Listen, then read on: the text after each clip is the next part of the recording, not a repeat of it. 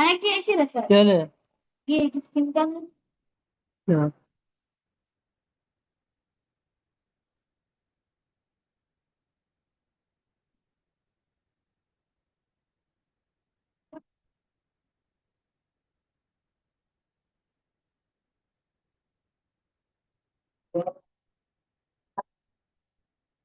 ఇట్లా పోలే బ్లూటూత్ చెప్తా. చెప్తానా ఇట్లా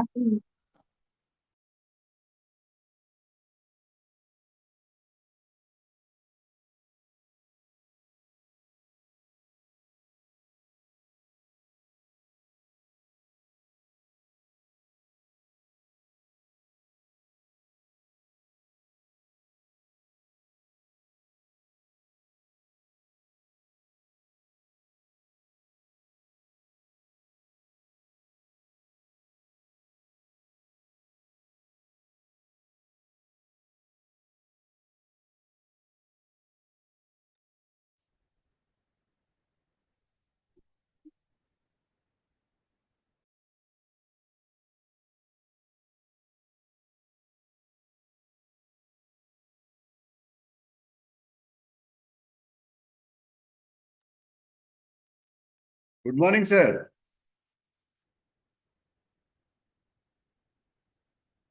Sir, Suresh Babu sir, एक बार unmute कर लो sir. Good morning.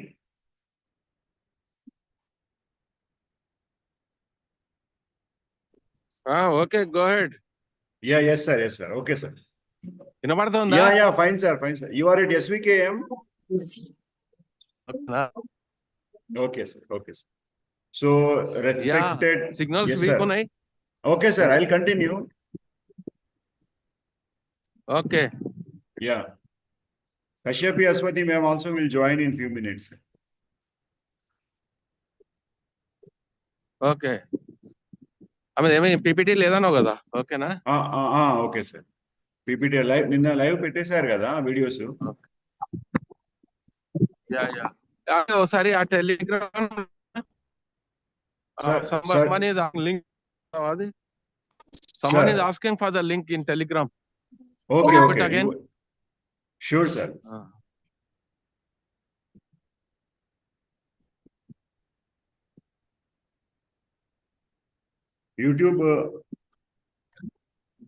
YouTube also live start అయిందండి.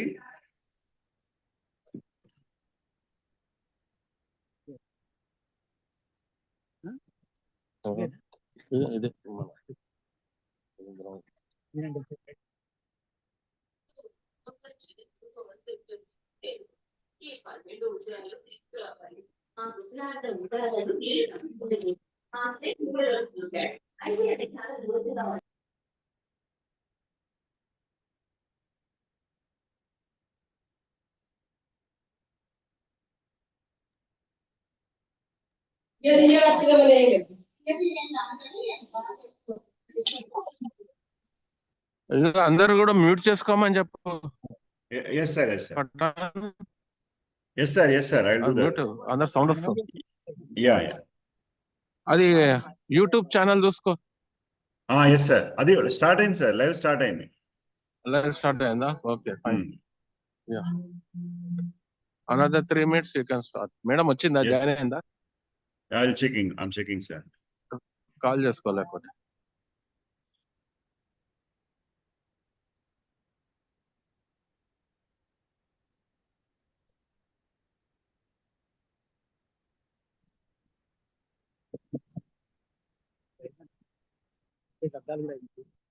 కాలేదండి. ఓపెన్ ఉంది.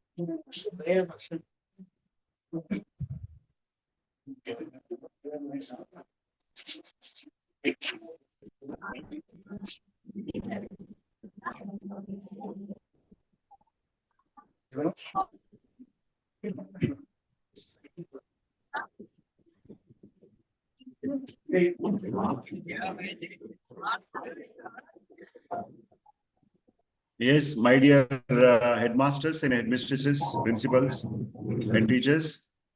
So very, very good morning to one and all. A grand and hearty welcome to all the headmasters and headmistresses across Telangana for this 5-day, second day of 5-day orientation program for the school heads on the topic of pedagogy leadership, conducted by School Leadership Academy, Telangana, working under SCERT Telangana, as well as NEPA, National Educational Planning and Administration, New Delhi, and NCSL, National Center for School Leadership. So we at 5-day orientation program and ninna vijayavantamga modati roju complete cheyadam jarigindi. ఇది Zoom లో as well as YouTube లో live గా 2 hours program starting from 11 o'clock to 12 ఒక session, 12 నుంచి 1 ఇంకొక session. As నిన్ననే మనం announce చేశాము. Once again I would like to announce today's meetings. ఈరోజు మన మీటింగ్ కి స్పీకర్స్, ఆనరబుల్ స్పీకర్స్ ఎవరైతే మాట్లాడుతున్నారో, presenters, so I would like to introduce them.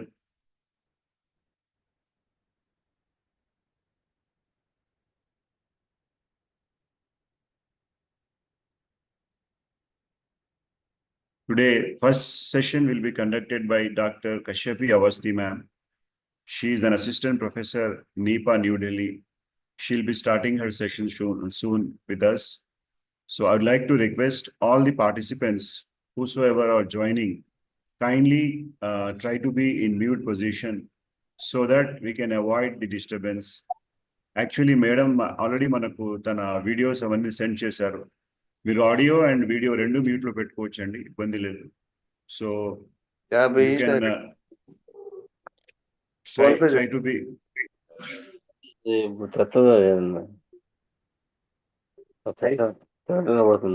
కొంచెం మీ ఆడియో మ్యూట్ చేసుకోండి దయచేసి.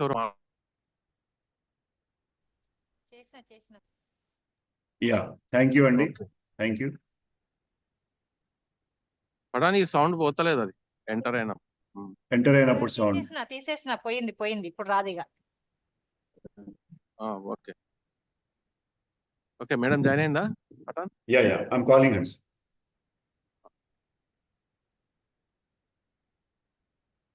Please just wait for a moment. Yeah, meanwhile you can just intro, sir. You can continue. Meanwhile I'll call. Yeah. Good morning, everyone. Welcoming you all for the second day, the 5-day orientation on pedagogical school leadership for leading learning in the schools. బహుశా ఈ topic మీకు అర్థమైపోయింది అనుకుంటా. The emphasis is much on the academic development, academic leadership అనే అంశం పైన focus చేస్తూ మనము ఈ ప్రోగ్రామ్ ను నిర్వహిస్తున్నాము. So yesterday that was the first session అయింది. మీరు కావాలంటే ఎవరైతే మిస్ అయిన వాళ్ళు ఉంటే దయచేసి YouTube channel school leadership academy SCERT YouTube channel, official YouTube channel ఉంది. మళ్ళీ గుర్తుపెట్టుకోండి, school leadership academy SCERT Telangana అని పెట్టండి. School Leadership Academy SCERT Telangana official YouTube channel. You can see yesterday's program. ఎందుకంటే నేను request all the participants to be on ఈ 5 days. రేపు కూడా ఉంటుంది program. And okay, even though it's a new year, will celebrate with the new year with sessions, academic sessions. So at the end of the 5 days, we will have the assessment also. అది కూడా online assessment జరుగుతుంది. So there will be a certification program. Certification will be there on basis of your assessment. So ఎవరైతే అందుకే sessions ఎవరైనా miss అయితే దయచేసి you can watch the YouTube channel if sessions are missing. And also we are pedagogical school leadership సంబంధించిన ఒక module కూడా already Telegram లో పెట్టడం జరిగింది. that you can see that one. And also YouTube ఛానల్లో కూడా దాని దాన్ని పెట్టడం అనేది జరుగుతుంది. So that is a very good module. You can see that one. It helps you a lot. Okay, కానీ మేడం వచ్చిందా? Yes, sir. Aswadin, yeah, she'll be in. Yeah.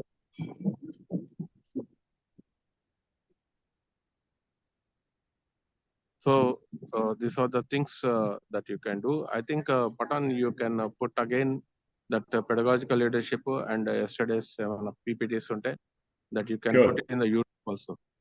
Yes, sir. Yes. YouTube లో పెట్టడం మనకు లేదు sir, I think- ఇంట్లో అంటే మనం దాని లింక్ డ్రైవ్ లో పెట్టేసి ఆ లింక్ షేర్ చేయొచ్చు సార్. ఓకే, డిస్క్రిప్షన్ లో పెట్టు. డిస్క్రిప్షన్ లో గూగుల్ డ్రైవ్ లింక్ షేర్ చేయొచ్చు sir. Yeah. So that from there they can access and continue. Yeah. So yesterday, before ma'am joins us, so a short recap, documentation kind of thing, not more than 1 minute. Can I request any one of the participants to come forward voluntarily and present a documentation of yesterday's 2 sessions in brief, just 1 minute each, open to all. Anyone can come forward, unmute yourself and present only.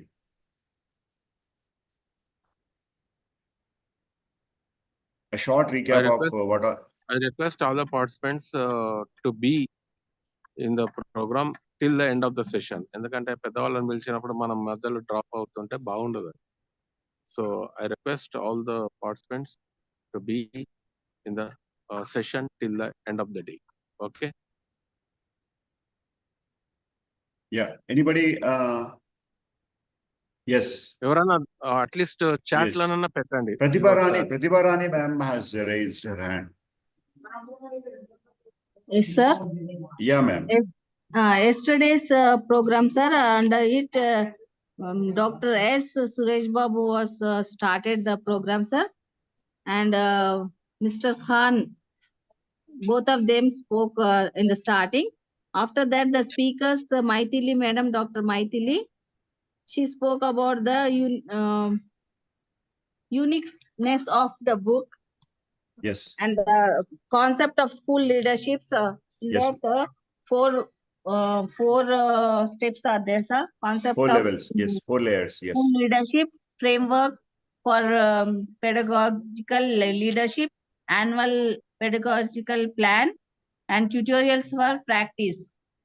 It influences the others and directs others, working with others, and empower others.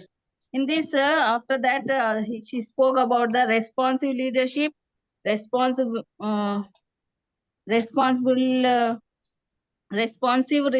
leadership, inclusive leadership, and network leadership. After that, National Education Policy 2020, 21st Century Skills, a handbook by CBSE, and that book was written by Manohar Das, and learning outcomes developed by SCRT for elementary and secondary. And 4th one is moral recording and ethical sensitivity, and about personal, social, and emotional development. After that, progress across all school subjects, sir. And next, annual pedagogical plan. In that, there are 4. He spoke about 4 things, sir. The questions are where are we now as a social school? What do we need to do in the coming year? How will we achieve what we want to do? Who is responsible for, and what is the timeline for implementation? What will the impact look like? This is about, she spoke about, Maithili Madam spoke about it, sir. And after that, Mr. Alokit, sir. Yeah, Alokit, yes. పటన్ ఒకసారి check చేయి, madam వచ్చిందా? Yeah, I'm just checking, sir. Yeah, madam, continue. Sir, Mr. Alok, sir, he speak about active learning strategies, and his Another one is Sai Pramod Batana, sir. He spoke about the knowledge enabling conditions, skills. And after that, four steps are there, sir. Knowledge, active learning, strategies, enabling, role of school heads, be open, reflect on learning, participate freely. And the fourth one is pause, pause, bounce and bounce. Stop Yes, and ma'am. jot, bullet point, mind mapping, concept Yeah. maps, etc. Teacher provides reflection time for school student to note key learning. And after that, Mr. Pramod sir has recapitulated about the things, sir, and he discussed about the Yes. passiveness and activeness of the learning, sir, about how where the teacher is passive and the students are active, and in another mode the students are passive and the teachers are Yes. active. Yes. So Yes. about the learning outcomes, sir, Okay. Yeah. we Okay. discuss about that, sir. Thank you, sir. Thank you Thank very you, much for thank you, giving thank me you the very much. opportunity, Thank sir. you very much, Pratibha Rani ma'am. That was a Thank you, sir. wonderful recap from your side. So with this, we are good to go with the first session of the second day of our 5-day orientation program to Thank the you, sir, school for heads. giving me this opportunity, sir. Thank you very much. Definitely, ma'am, definitely. Thank you. So we are good to go with the first session of our second day of 5-day orientation program to the school heads of state of Telangana. So today we have with us Dr. Kashyapi Avasthi, ma'am. She is the assistant professor working in the Department of School and Non-Formal Education, NIEPA, NIEPA, which stands for National Institute of Educational Planning and Administration. Ma'am's role is presently assistant professor. She has a vast academic experience, ranging more than 14 years. And she's also a teacher educator at Maharaja Sir, Savitji Rao. Introduction so that you don't give a long introduction. Yeah, Kashyapi madam. This is Kashyapi more madam, than welcome. more than Welcome, enough. Kashyapi Yeah, madam. ma'am. Yeah. So yeah, this is our duty and we are our honor, ma'am, to introduce you. So a grand Yeah. welcome on behalf of all the school We heads. are eager to see you, madam. We are eager to see you. And also, she is a very pioneer for the school leadership development program in India, madam. Yeah. Thank you, Yeah. madam. Yeah. Ma'am, we are here. We are all ears to you, ma'am. And we are the, right now, 111 school heads are there with Zoom with you. And the remaining are watching on YouTube. And the YouTube live will be there. And after that also the program, all the presentations will be telecast to them. So over to ma'am. Yeah. Okay.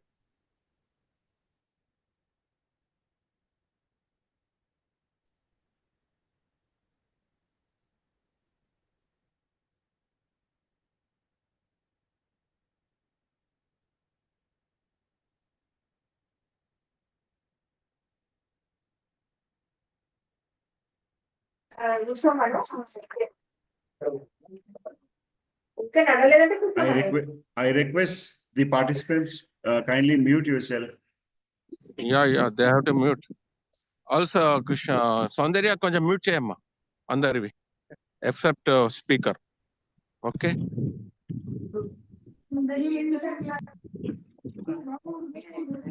Ma'am, are you able to join, ma'am?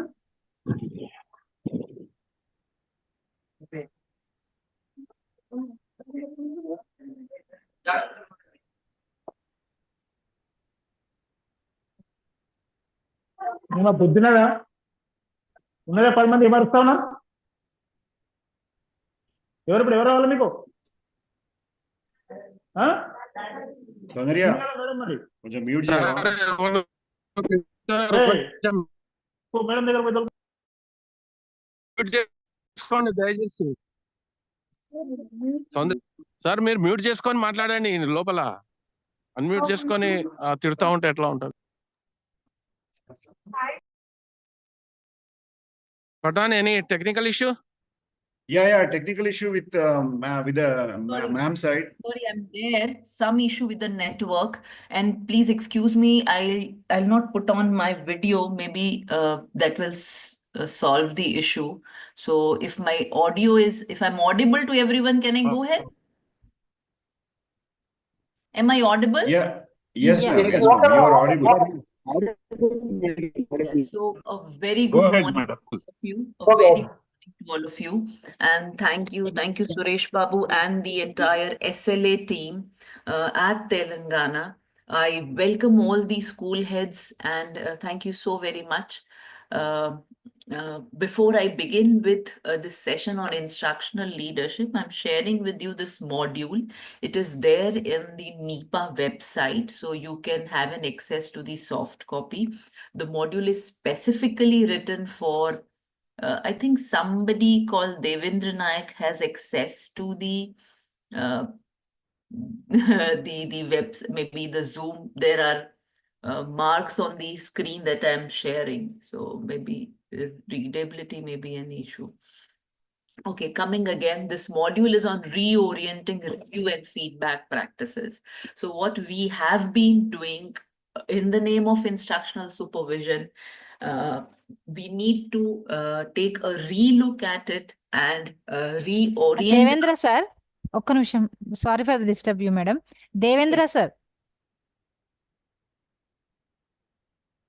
Devender ఆయన Devender నాగమోనియా sir అవును.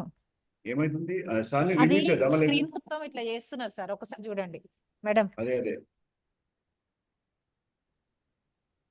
If you know his number, you can call him. Okay. Go ahead. Okay, Madam. no issue as Yeah, long as we are able to read what is there, it's okay.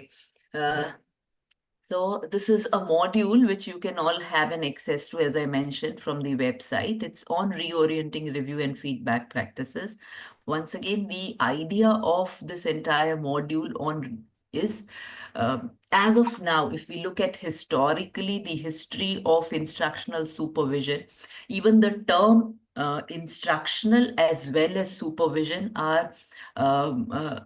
hierarchical in nature, because instruction is about dictating or giving dictation, and it flows from one who is higher in position or experience or knowledge, and another is considered to be a little lesser, and therefore there's this teacher taught understanding when we talk of instructions or when we talk of supervision in that sense.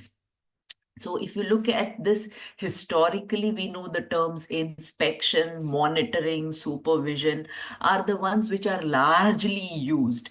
And the entire exercise and the experience that we've got from our engagement with school heads and teachers across the country, and the experience of lot of even administrative officers, we've got to understand that perhaps it's supervision or the monitoring is not something that helps in the development.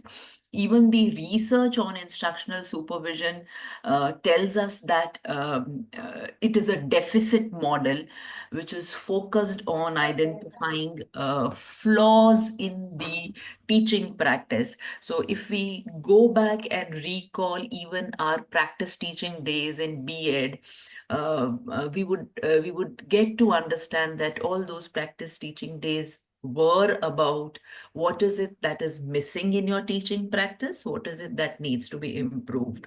So gap identification and then improvement or suggestion or an advisory note. But the current literature tells us that it shouldn't be instructional observation or supervision. Rather, it should be about reviewing the practices or the teaching practice and engaging in a learning conversation. So then when we say conversation, then we're not talking about a hierarchical model of engagement.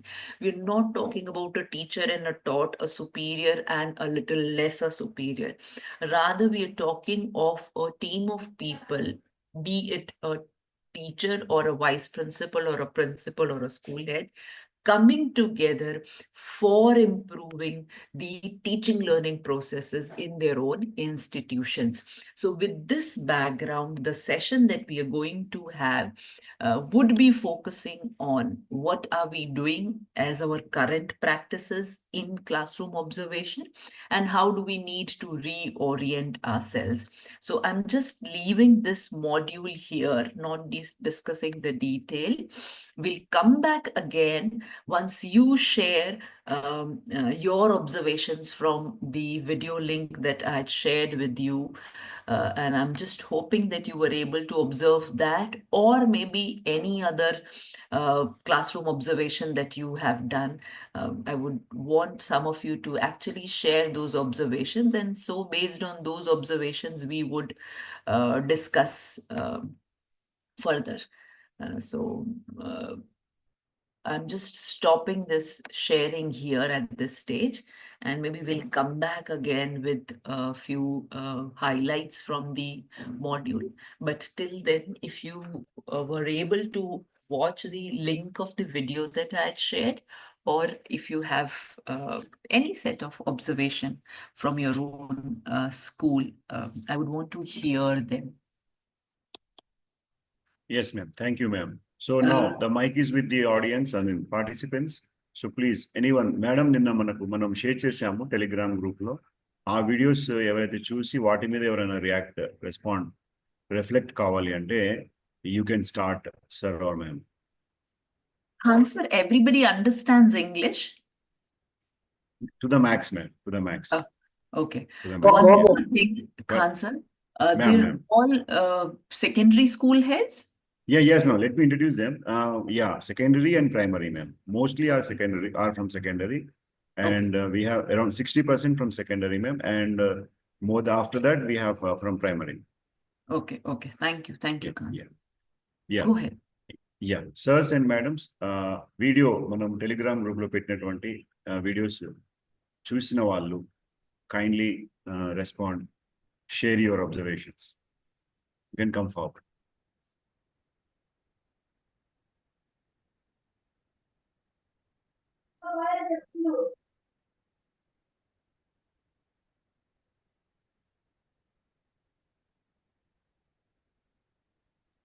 Rajyalakshmi ma'am, Narasimharao sir.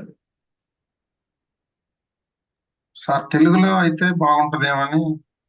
Okay sir, మీరు అంటే మీరు చెప్పండి, madam కూడా అర్థం చేసుకుంటారు. అయితే మాకు ఈ టెలిగ్రామ్ యాప్ మాకు తెలియదు సార్, అది దాంట్లో మా ఫోన్ లో చూడలేదు. ఓకే సార్, అచ్చా చూడలేదా సార్? ఓకే, చూసిన వాళ్ళకి అడుగుతున్నాను సార్. Okay sir. అయితే ఒకసారి మళ్ళీ మనము ఈ లింక్స్ అన్ని కూడా మన యూట్యూబ్ ఛానల్ డిస్క్రిప్షన్ లో పెడదాం సార్, తర్వాత అయినా మనం చూసుకోవచ్చు. Okay sir. ఇంకా ఎవరైనా అండి?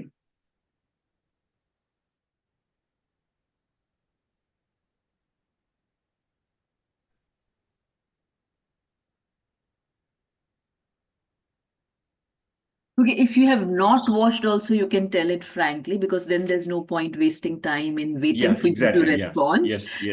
If you've watched, it Sir. would have been great. The session would have been interactive. If you've not watched, then I would still go ahead with what I have to say. Yeah. It's just that then it would be more Yes, of ma'am. presentation oriented. Yeah, Srinivas sir. Yes, sir. Nina, sir, can I Chappan, speak sir. in Telugu, sir? No problem, sir. I'll let her, ma'am. Yeah. Okay sir. నిన్న నేను ఆ వీడియోని చూశాను sir.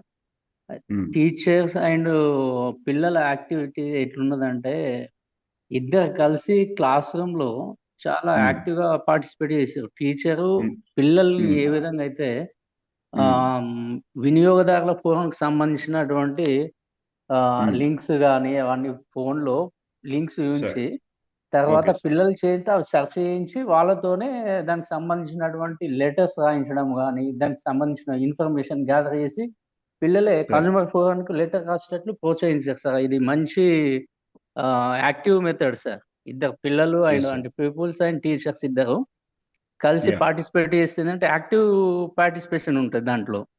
దానివల్ల ఏమైతే పిల్లలు learning by doing అనే method ని ఈజీగా క్యాచ్ చేసినట్లు ఉంటది sir. Okay. Nice presentation sir. అంటే Yeah, వాతావరణం అలాంటి అట్మాస్ఫియర్ మేడం కలిగించాక టీచర్ ఆ పిల్లలకు Yes. కలిగించడం వల్ల వాళ్ళు తొందరగా నేర్చుకోవడానికి ప్లస్ వాళ్ళు Yeah. ఇంకా కొంచెం ఎక్కువ నాలెడ్జ్ గెయిన్ చేయడానికి మంచి ఆపర్చునిటీ సార్ అది హై స్కూల్ లెవెల్లో. Right, right. Sir. ప్రైమరీలో అయితే Oh. కొంచెం కష్టం సార్ ఇలా Okay, పిల్లలకు sir. Okay. అది. Right. Okay, sir. Yeah. Ma'am, Kashyapi ma'am, our headmaster, our school leader Srinivas sir is telling that he has watched the video in which we can see how that a video is talking about consumer forum, which is that he has observed that he could see a lot of great connection between the teacher and the taught. So a lot of involvement has taken place with the help that has been taken up in the classroom, and he is completely hailing the kind of technique and methodology involved in the classroom, ma'am. కూడా on చేసుకొని మాట్లాడితే బాగుంటుంది. Thank you so much, Khan sir. Anybody else? Yeah, ఇంకా ఎవరైనా Sir, ఉన్నారు? excuse me, I'm Ravi Kumar Ma'am, from shall I- Hanmakonda Primary School, Palvelpula, sir. Yes, sir. Please go ahead, sir. Yesterday that I watched that video, sir. It is excellent teaching and activity method. Teacher divided students into 3 groups. Teacher given to each group to prepare questions and poster 10 minutes time. Then each group prepared questions on related consumer activity based and that food products. Students which are presently buying and getting from shop, they have also time to time the teacher given to instructions to students to get proper knowledge, and that is the consumer awareness, sir. Finally, the students explained that manufacturing date, batch number and expiry date, but Even MRP students also. that in MRP also, sir. Yes. That generally school going kids are purchase that wrappers and without knowing anything, without awareness, purchasing and getting some problems after getting that Yeah. food items, they are falling in illness, Yes. sir. Also that the students prepared some questionnaire and some letters to district consumer forum authorities and state level consumer forum authorities to made some type of complaints. That teacher created totally activity based with peaceful learning Yes. environment, sir. And moreover, Teachers real and time. Yeah. right, real time. That is also the need our society to get some awareness on consumer rights, sir. Rights. Yes. In my knowledge, I have got this. I have collected this much of knowledge from that video, sir. Thank you, sir. My name is Ravi Kumar from Hanmakonda, Palvel Primary School, sir. Excellent, sir. Excellent. Very good observation, sir. You have completely not only watched but studied the video, which is completely based on real-time education. Anybody else? Otherwise, ma'am will, Shall I, Kashyapi sir? ma'am will take over. Morning, sir. Yeah. Sir, Yeah. shall I, sir? Sir, this is Yes, Kranti, yes. sir. Yeah, Kranti ma'am, go ahead. Good morning, sir. Yeah. Good morning, ma'am. Ma'am, I'm primary school teacher, a school head. I observed that students participated in interactive classroom transactions. I liked it because I too have experienced the same. Because in 4th class English, we have a lesson pancake. At the end of the lesson, we have a project work in English textbook, madam. What that means, that should be done in activity based. When the food item prepared, ingredients used, and expiry date, best before, these things are there. Students also participated group wise in the project. I observed that the children in that video, which is shared by you, madam, there was interaction, good interaction. They also tried to convey whatever they have gained the knowledge about the things, food products, other things, where they have to complain about the expiry date. After not only that, the MRP sticker also pasted. Again, the second one.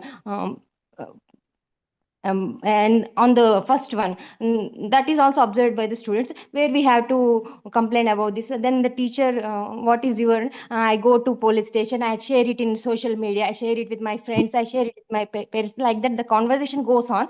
That was really interactive, madam. I have little experience. I remembered that by observing that as a language teacher, and also science things also are observed there, madam, because Yes. students should be away from the junk food, good development towards homemade food and the healthy habits.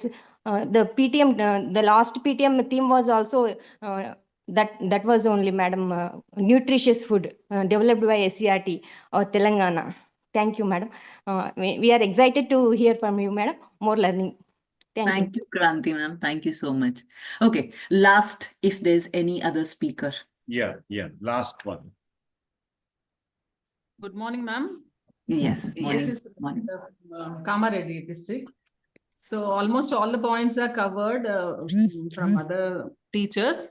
Not only students, but they could educate their parents also about the expiry date and the false price tag sticked on that original tag. So like that, many things were discussed, and children came to know. And they were trying to converse in English only, ma'am.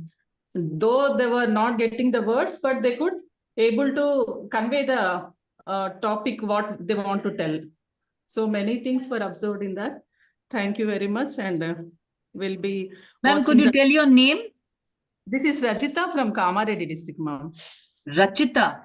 Rajita, ma'am. Rajita, okay. Yeah. Okay. Thank you so much, Rajita, ma'am. While we not meeting face to face, and I would not be able to remember 147 names, but at least for those of you who are interacting, it is good to know your names, so that I at least know I spoke to Ravi Kumar sir, I spoke to Rajita ma'am, Kranti ma'am, and of course, Khan sir. So, yes. Yes. Now, one more question to all of you as a follow-up to this. You've mentioned all that you appreciated about the video. Is there any gap that you found? Is there anything that you felt could be done better? Any other observation that you have on this? And imagine if you were in front of that teacher and you were to give feedback to her on her class, what is it that you would be saying? Yeah. ఆ యాక్టివిటీలో మనం ఏమైనా ఇంకా improvise చేయొచ్చా అని అడుగుతున్నారు madam. ఆ క్లాస్లో మీకే గనక క్లాస్ ఇస్తే ఇంకా దాన్ని బెటర్ ఎలా చేస్తారు? ఏమన్నా ఇస్తారా insights? Hello, sir. Good morning, sir. Yes, sir. Sir, Yeah, chance, sir. Yesterday I have also watched the video, sir. But one Sir. doubt arises, sir. If the strength is in one class 90 to 100 students, is it possible to prepare that type of groups and discuss so much points in a given time?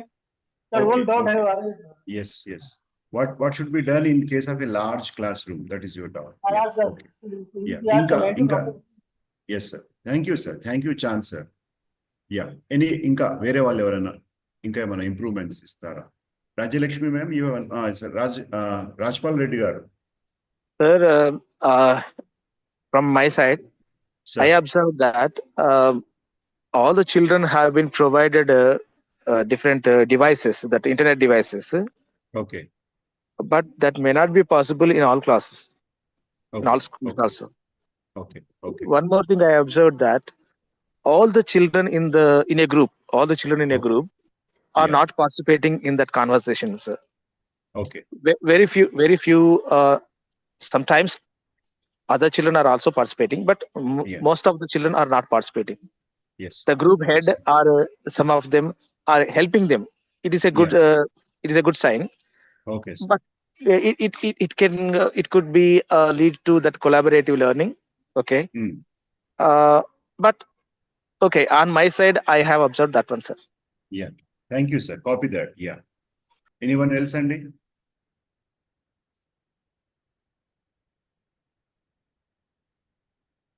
Yeah, ma'am. I think that's all from our side. Yeah. Yeah, thank you so much. Thank you so much. Now, the purpose of sending you that video uh, and especially conducting this exercise was not about how good or bad the teacher in the video is teaching. Rather, it was about how are we observing.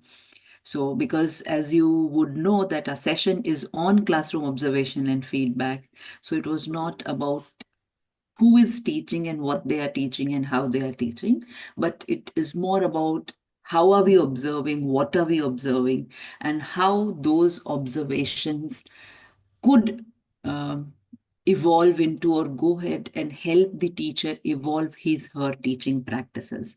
Because as school heads, each one of you would be observing classroom teaching learning processes in your own schools. Some of you may advance to become BOs or take up any administrative position in your own districts. And once again, you will have to observe more than one school and classroom, and you would be leading maybe your cluster or your block. So this entire exercise is then about how or what is classroom observation, how do we understand classroom observation, and how do we better ourselves in the skill of classroom observation. So before we really come to the practice part, to the psychomotor or skill development part,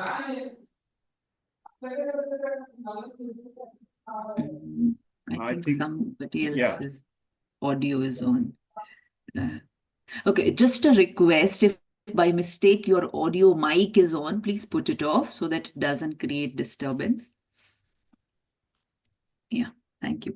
So before we go ahead to the skill part, to really learning this entire exercise of classroom observation, let's understand what observation is. Now, I'll once again put few questions to you, trying to make as interactive as possible. So please engage. From the observations that you have given, I've noted few things down, right? And we can classify them into few categories. One category is you were giving me pure description of the content or the concept that was being dealt with in the class.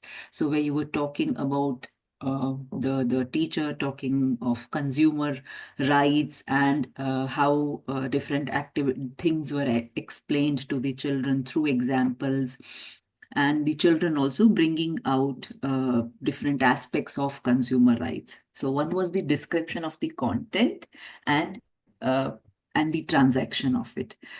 Second was you giving some labels or some tagging to what was being done. So there was active participation, there was a connect that was built, activity method was used. It was the teacher was doing a good development or by taking the children towards more homemade food. So there you were perhaps, it was a mix of your appreciation or your tagging of the teacher and whatever was being done. The third were purely, if I may say, adjectives or appreciation in terms of once again,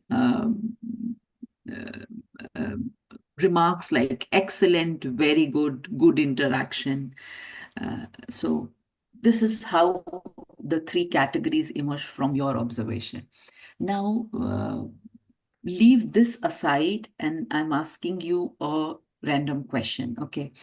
I'm sure some of you would have had science background in your own graduation, post-graduation, right? So do we have science graduates?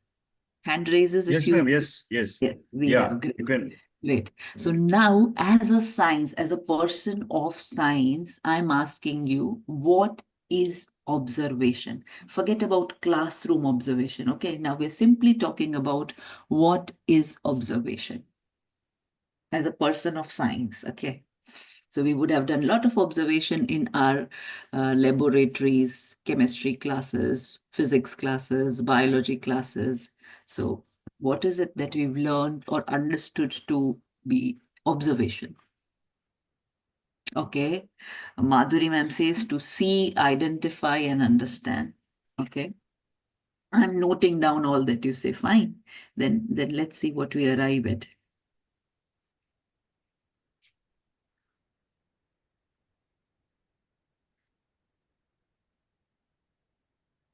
Yes, science paribhashalo observation ani denini antaru.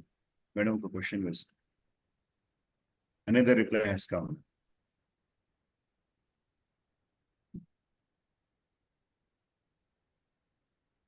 Okay, analyzing got added. Learn new things, somebody puts up. Deep look into the surrounding. Once again, from the perspective of science, okay.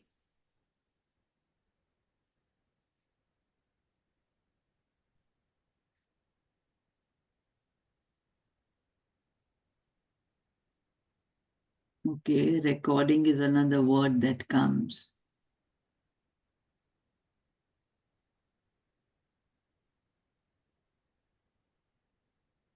Clean observation.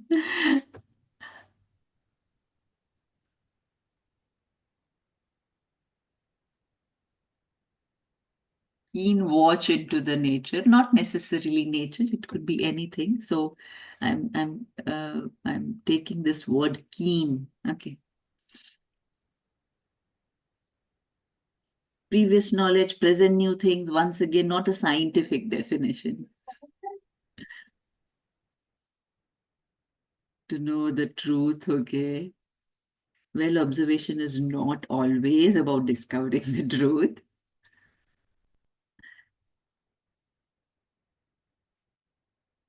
But okay, let's put all of this that has come together. To see, yes. At times it's about identification, but to see, or you can say to keenly see, to deeply see, to minutely see, you can add all those adjectives to it. So to minutely observe, to minutely see and record whatever you are seeing, right? So, and when we say see, we are not adding any adjectives to it, right? So, for example, if you are doing a titration in your chemistry lab and the acid-base titrations that we do, we simply record the point at which when you add this phenolphthalein indicator, it turns pink, right?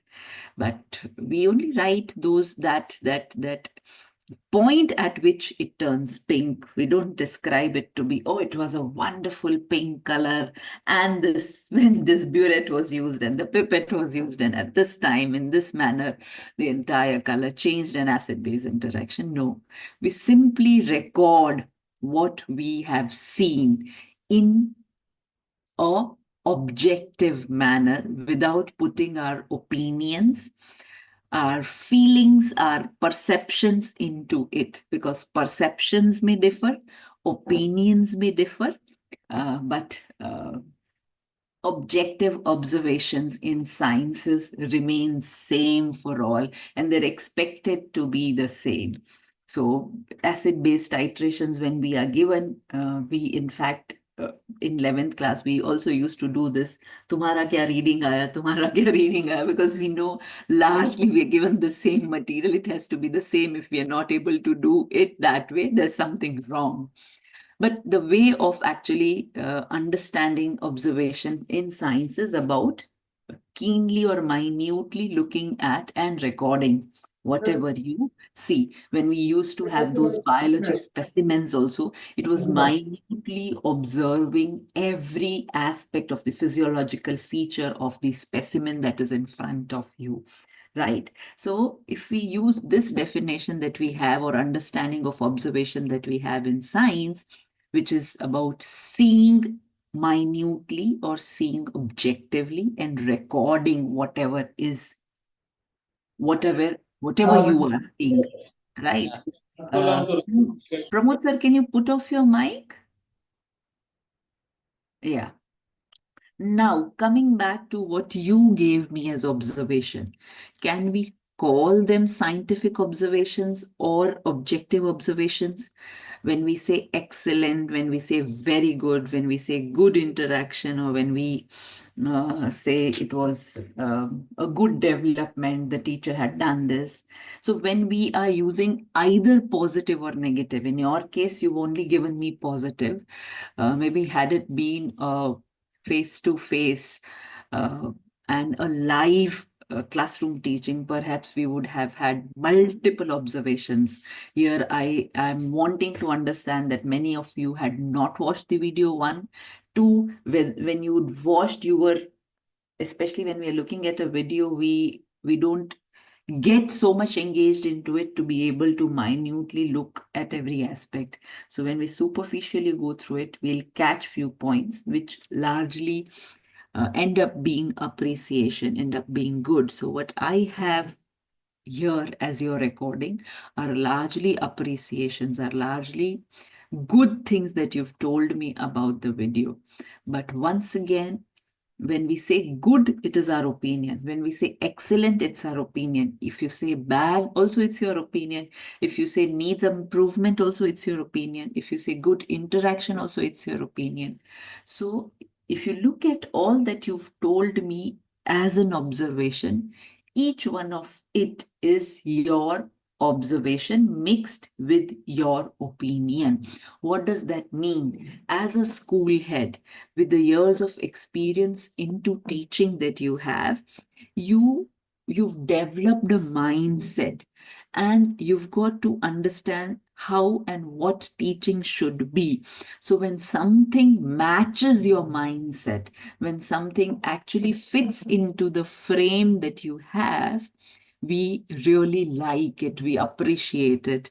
And therefore the terms or words like excellent, very good, good, come when something doesn't meet our expectation, when something doesn't fits into our frame of what and how we understand perfection to be, we find it to be a little lesser good, and therefore we may say the teacher could have done, used a TLM, the teacher could have engaged all children, while the teacher made groups, not all children in the groups were interacting. And lot of such suggestions you would find would be coming because whatever was being done did not fit into our image. Now, what is the problem with the method of observation? Anybody wants to take a guess? What is the problem of this method of observation that we are currently practicing, where we have our opinions or judgments mixed with our observations? Yes? Anybody? ప్రస్తుతం మన వ్యవస్థలో జరుగుతున్నటువంటి observations మీద మీ remarks తెలుపమంటుంది. How is it going on?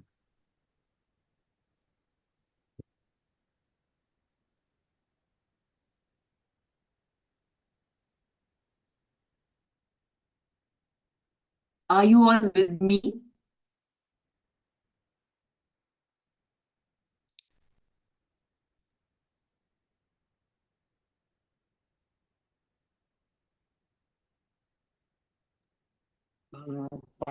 Proper presentation of lesson in classroom, sir.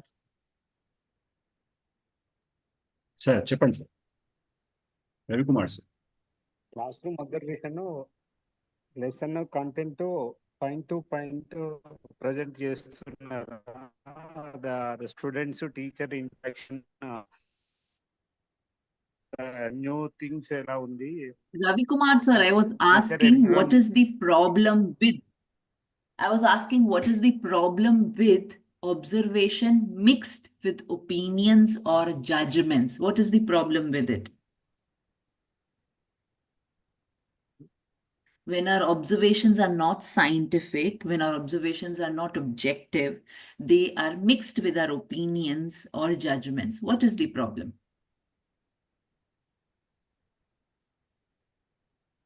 Just lack of time and bulk of syllabus. అలాగా sir. Content sir is sir high. Sir sir madam ఏమంటున్నారంటే మనం ఒక observation ఎప్పుడైతే చేస్తామో దానికి మనము scientific గా కాకుండా జస్ట్ ఇట్లా రిమార్క్స్ ఒపీనియన్స్ జడ్జ్మెంట్స్ ఇచ్చుకుంటా వెళ్తా ఉంటే దానివల్ల కలిగే నష్టాలు ఏంటి ఏమైనా చెప్పగలరా? దానివల్ల కలిగే ప్రాబ్లమ్స్ ఏంటి ఏమైనా చెప్పగలరా అని అడుగుతుంది. That ఎప్పుడైతే మన not properly. Yeah Ravikumar sir మీరు first Presence okay, sir. Let her to tell. I will tell you later.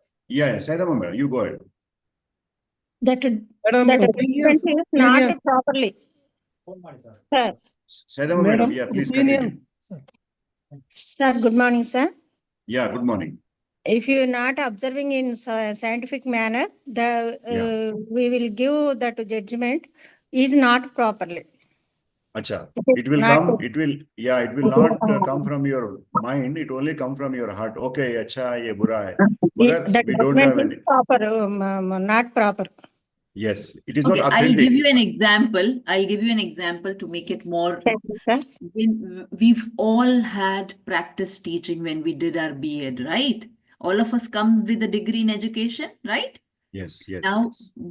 we've all had our practice teaching time in schools and we've got feedback. If you recall those classroom observation and feedback, I'll just describe what they look like. So once you've done with your practice teaching lesson, your supervisor who is sitting at the back and watching everything. So when you have a one-on-one with the supervisor would say, good, your class was great, you tried to do this. So she would begin with an appreciation.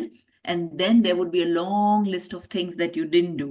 But you could have done this, you could have done this, you could have done this. The lesson plans could have been little more elaborate. Your objectives could have been more specific. You couldn't finish the class on time. The homework was not given.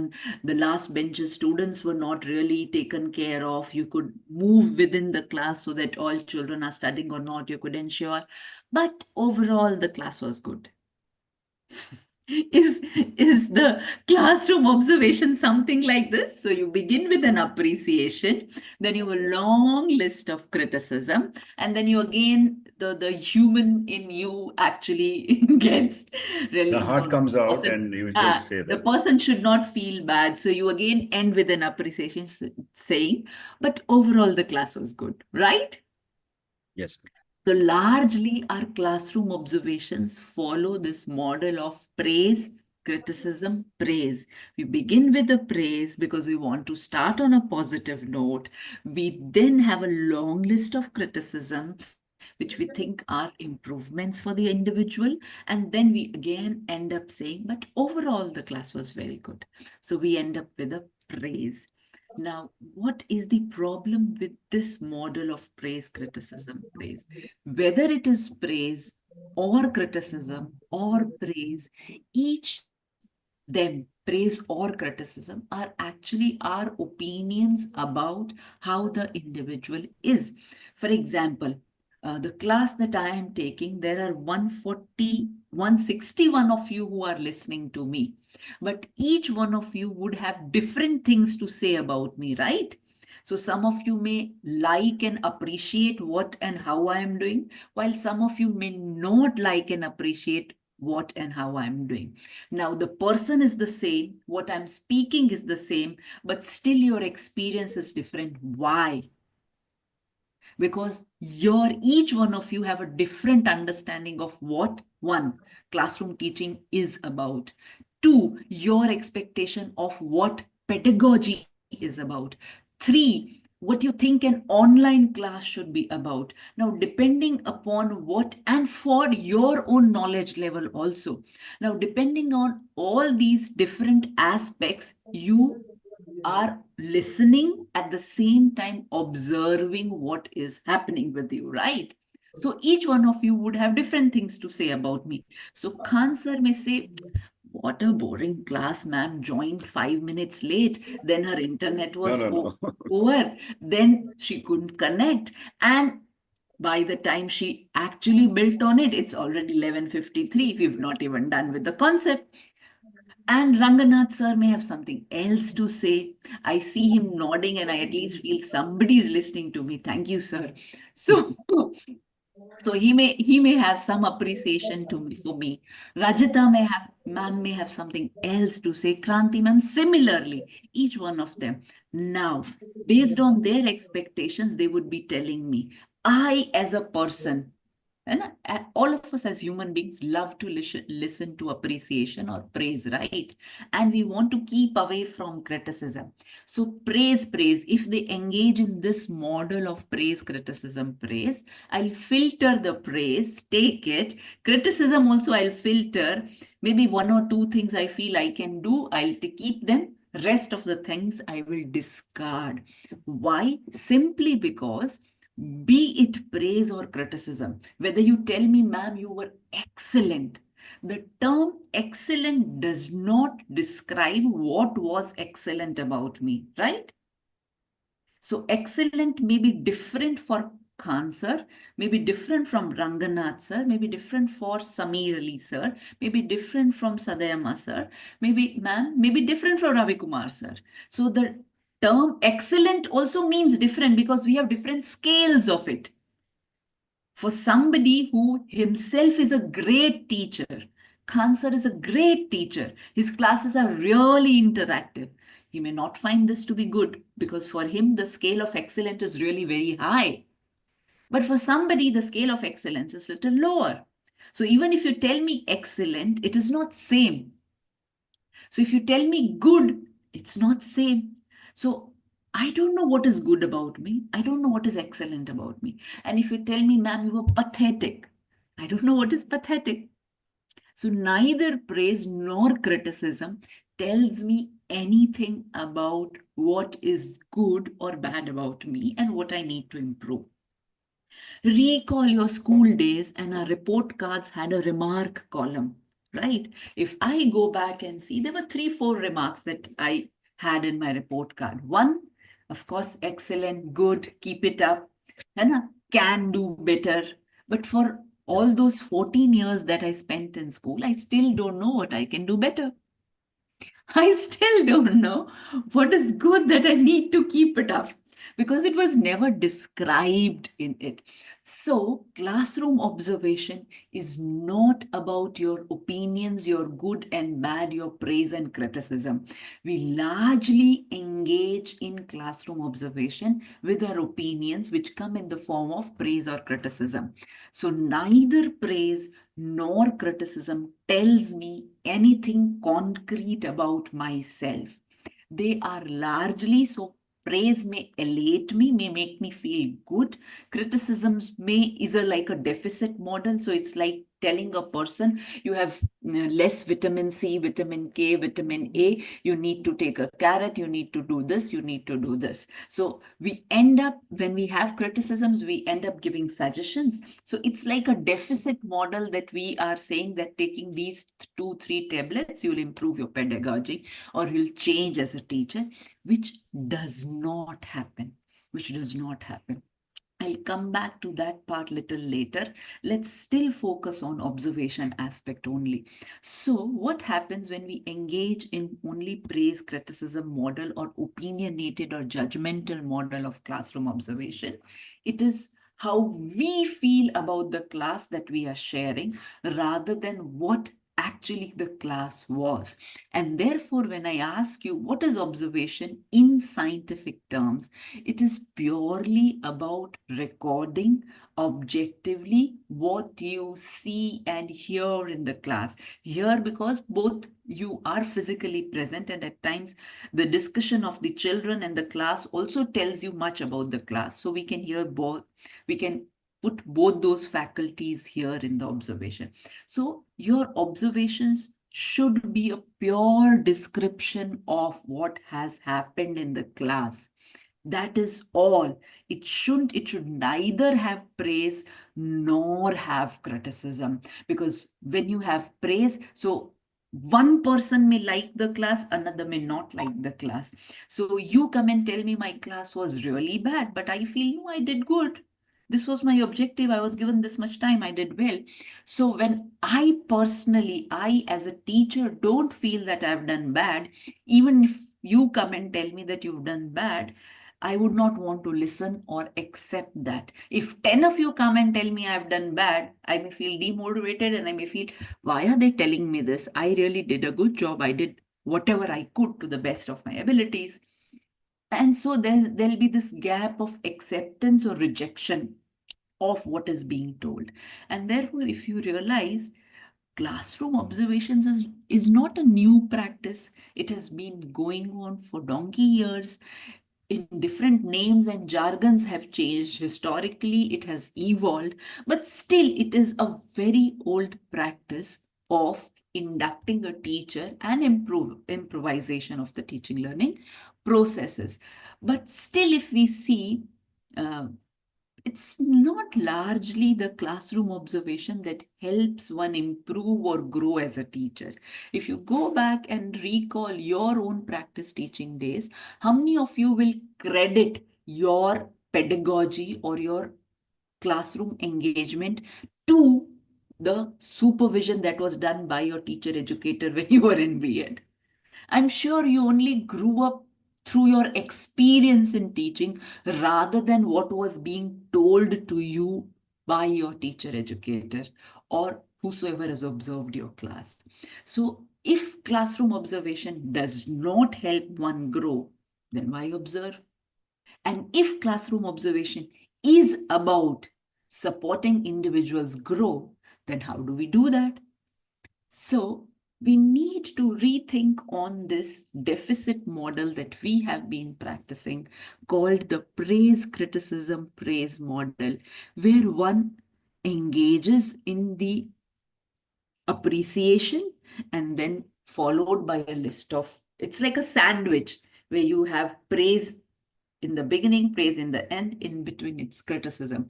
But all of it is in a tell mode. What is a tell mode? I tell you that you are good, I tell you that you were poor, and I tell you that, okay, overall it was good.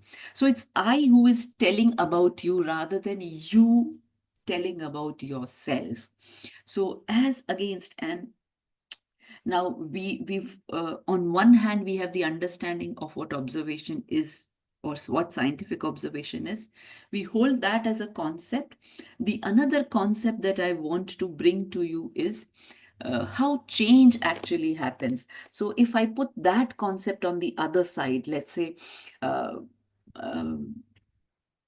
give you a very day-to-day example.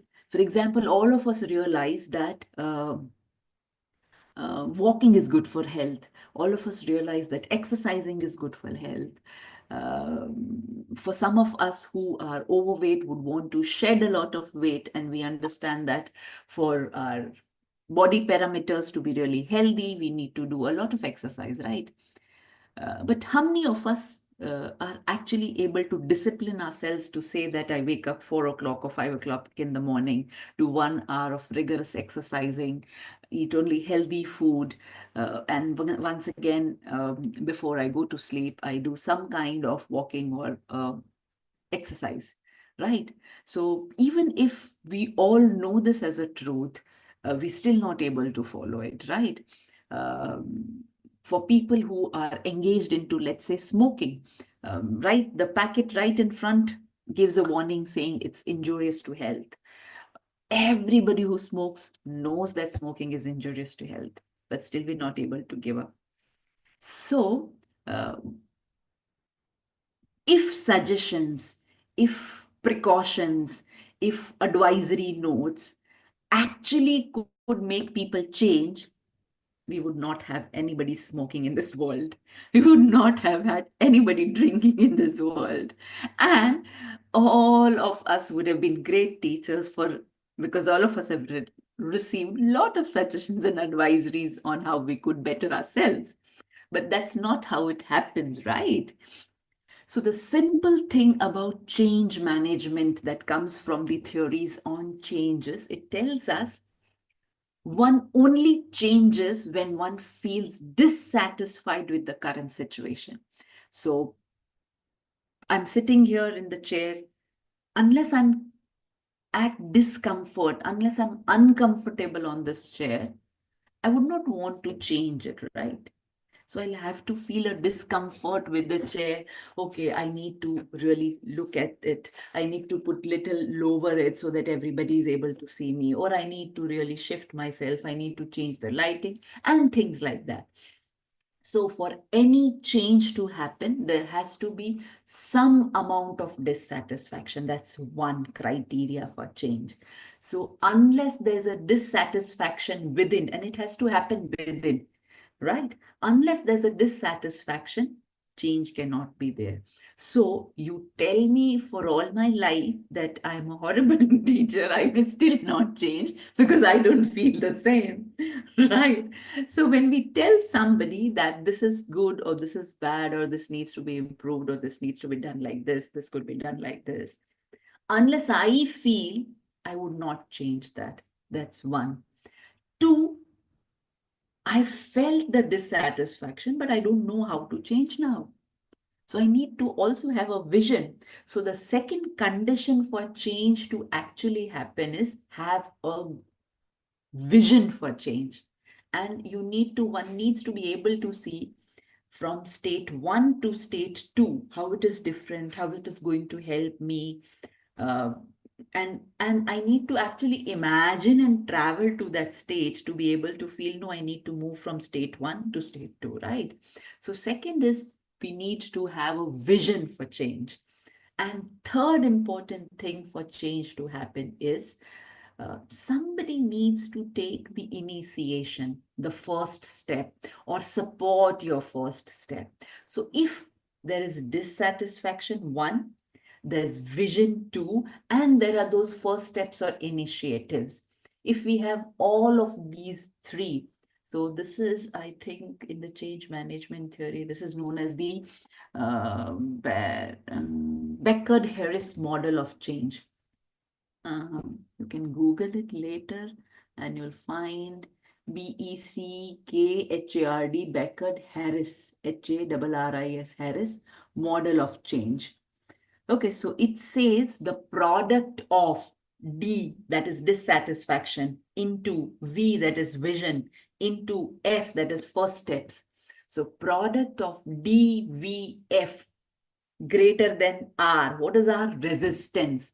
So if the product of D, V, F is greater than R, then perhaps the inner resistance that every individual has towards change, she would be able to overcome that resistance and would be able to change. So now coming back to, this was a concept that I wanted you to have at the back of your mind. Now coming back to classroom observation and feedback. So if our observations do not make an individual dissatisfied, 1, if our observations are not able to show them a better vision, 2, and if we're not able to support their initiatives, their first steps, perhaps we are not going to change anything in the classroom teaching learning processes. And for this to happen, our feedback mechanisms should engage individuals in a learning conversation. So before we move from classroom observation to feedback, I just want to summarize it. I'm also looking at the time and I've already overshot the time. But I'll take 5 more minutes, Khan sir, and I'll put it in perspective so that people are able to understand. So now the revised reorientation to observation, okay? So the revised understanding of classroom observation should be, observation is neither opinion nor judgment, okay? Observation is not praise or criticism too. Then what is observation? Observation is a pure description of or a scientific recording of what you see and what you hear. Simple. Okay. So you only have to record scientifically. When I say scientifically, it means minutely, 1, 2, objectively. It shouldn't have your opinions in it. So it shouldn't be, it was an excellent class, it was a very good class, it was a very poor class, it was a very noisy class, it was a very hopeless class. No. The same thing if you have to say, I observed to restrict yourself from writing any objective, any adjective, what you can do is you can start all your sentences with I saw, I observed, I heard. So I saw class was engaged in, let's say, activity.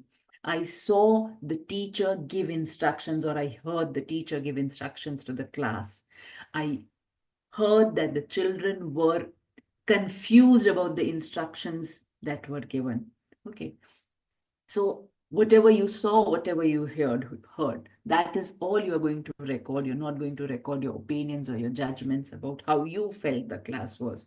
So classroom observation is not about your feeling. It's about what you see and you're recording about them. So now we keep aside this understanding of observation and come back to feedback. So what is feedback then? I'm not asking you at this stage because we've already overshot the time. So I'm just pushing the idea forward. Excuse me for that. The term feedback itself tells us feedback. So something that you've given me, I feed you back, right? So something that Khan sir told me, I'm giving back to him.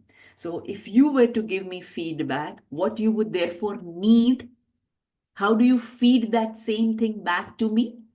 You can only feed me if you have put an objective description of all that I did. Now, Khan sir is recording objectively all that I'm speaking. So if I ask him for a feedback, he would give that data back to me. What do I do with that data?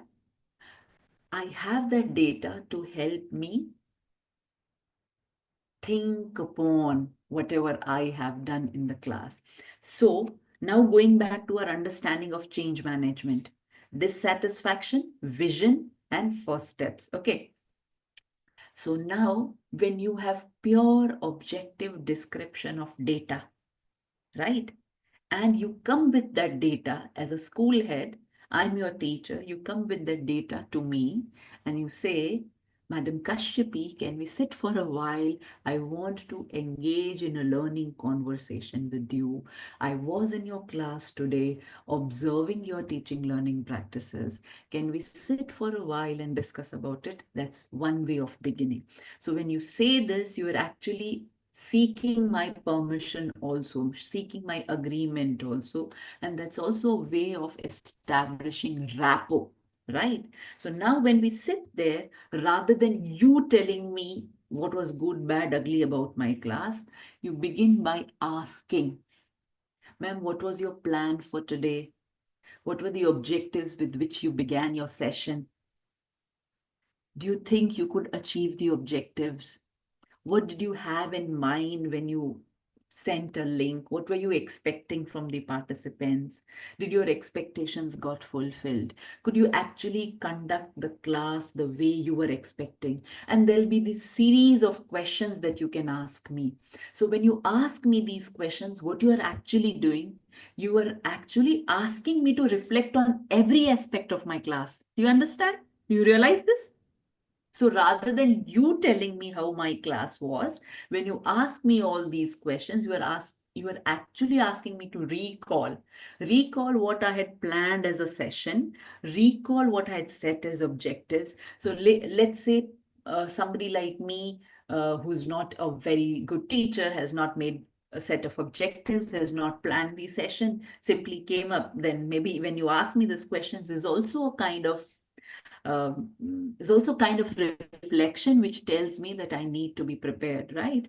So as against the praise, criticism, praise model, this is an alternate model of classroom observation and feedback, which is not based on judgment or which is not based on opinion. Rather, it is based on reflection. So it begins by engaging in a conversation with the teacher. So you have a set of questions that you ask the teacher, right? Now, I may not recall everything that I did in my, let's say, 30, 40 minutes class. So I may tend to forget something. I may tend to reflect on something or share something. Now you have that objective description of data recording that you've done in the when you were observing the class. So let's say when you ask me, ma'am, what were your objectives? Could you do your session the way you were expecting it to be? And I may simply say, yes, I think my objectives were fulfilled. It was a great session. Then perhaps you have a set of observations that give you a different kind of evidence. So what you can then probe and tell me, ma'am, but I observed that not everyone was engaged in your class, except for a few people who voiced out. There were 166 of us who actually could not follow what was being said. What is your take on this? Now, once again, you're not telling me that it was good, bad. You're asking me, what is your take on this? When you ask me, what is your take on this, you actually want me to reflect on this situation. Did I actually see to it that all 160 or 166 of them engage? Did I have my pedagogy planned in a manner that all 166 could engage? Did I have an understanding of the context of all the participants so as to ensure that all 166 engage? Now, as a good pedagogue, I need to have all of this. So, this another alternate model to praise, criticism, praises, ask, describe, ask. So, you begin by asking me a few questions about how I had designed my session, what were my objectives, what was my pedagogical plan, and how I had expected the class to be. So you now, even without even seeing the lesson plan or anything, you have an understanding of what the class was. So maybe you've not observed the class for all 30 or 40 minutes. You've only observed the class for 10 minutes. But when you speak to the teacher, when you ask these series of questions, you'll get to understand what the teacher has done for all 40 minutes. Now, based on your recording of those 10, 20 minutes that you were in the class, you ask the teacher, you provide the evidence which tells otherwise about how the class was. And then in the second ask, you have a series of questions that makes the teacher reflect. So that second ask is about making the teacher reflect and asking the teacher to think of alternate pedagogical plan to improve the teaching learning, to make the classroom more interactive. So maybe if Khan sir is, let's say, engaging in this learning conversation with me, he could ask me, ma'am, if you were to take this session again, what changes you would want to make in your pedagogical plan so that the class is more interactive. Now, rather than telling me what to do, what is he doing? He's asking me. So when he's asking me, he's making me think. Okay. So when you, in the first set of ask questions where all the expectations are, where the teacher describes himself or herself, and with the description that you have, the description is basically to make the teacher feel dissatisfied with the current classroom engagement.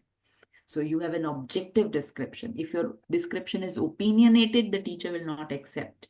And that is why we should not have judgmental or opinionated description. If it is objective, you will simply tell the teacher, I observed that you didn't use any presentation. While you were very engaging, while the topic that you were sharing, people understood it, but they didn't have any material to deal with. And when people who are at a distance are listening to you, where there are language barriers also, don't you think having a PPT would have helped them more engage with the class? Now, this is a set of questions that you're asking me. And questions are value neutral. Questions are neither positive nor negative. Questions are neither good nor bad. Questions are non-hierarchical. Questions don't intimidate people. So when you ask questions, in fact, there's this democratic engagement or learning conversation that takes place that makes the person think about his or her class.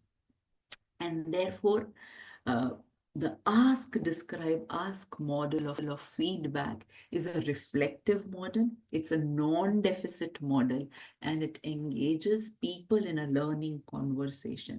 So whenever you are in your classes, whenever you are doing an observation, try this change in your classroom observation. Try being non-opinionated when you record the observation and engage in a learning conversation with your teachers. Keep in mind that people don't listen to what is being told. People listen to the voice that comes from within. So when they feel dissatisfied with what they are doing in the class, when they have a better vision of how it could be done, and when you support their vision or achievement of their vision, they will change. And therefore, what you need to do as heads of schools is not tell them what is good and bad and how poor they are, rather engage in a conversation where they tell that they are poor and they need to improve. So they should feel dissatisfied with what they are doing in the classes. And you can use data to actually prove that. You have classroom achievement record of every student, every class, every subject. So you can use that to engage in a learning conversation with the teacher, telling him, her as to what is the performance of the children and how and what she or he needs to do to improve it for the better. So this kind of engagement would be a reflective dialogue that you are having. And if this becomes a regular exercise in your classrooms, your teachers would become self-improving teachers. Then after, let's say, 4-5 years, you may not need to do any observation.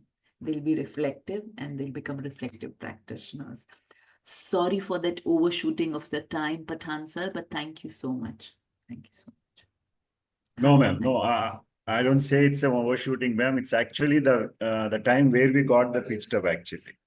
We really started involving, but we it just takes know we are time just to put yourself on a track, especially when you're only there for one session. You don't have that connect. Yes. So you time to build that connect, and then when your actually Yes. flight takes off, it's time to But land.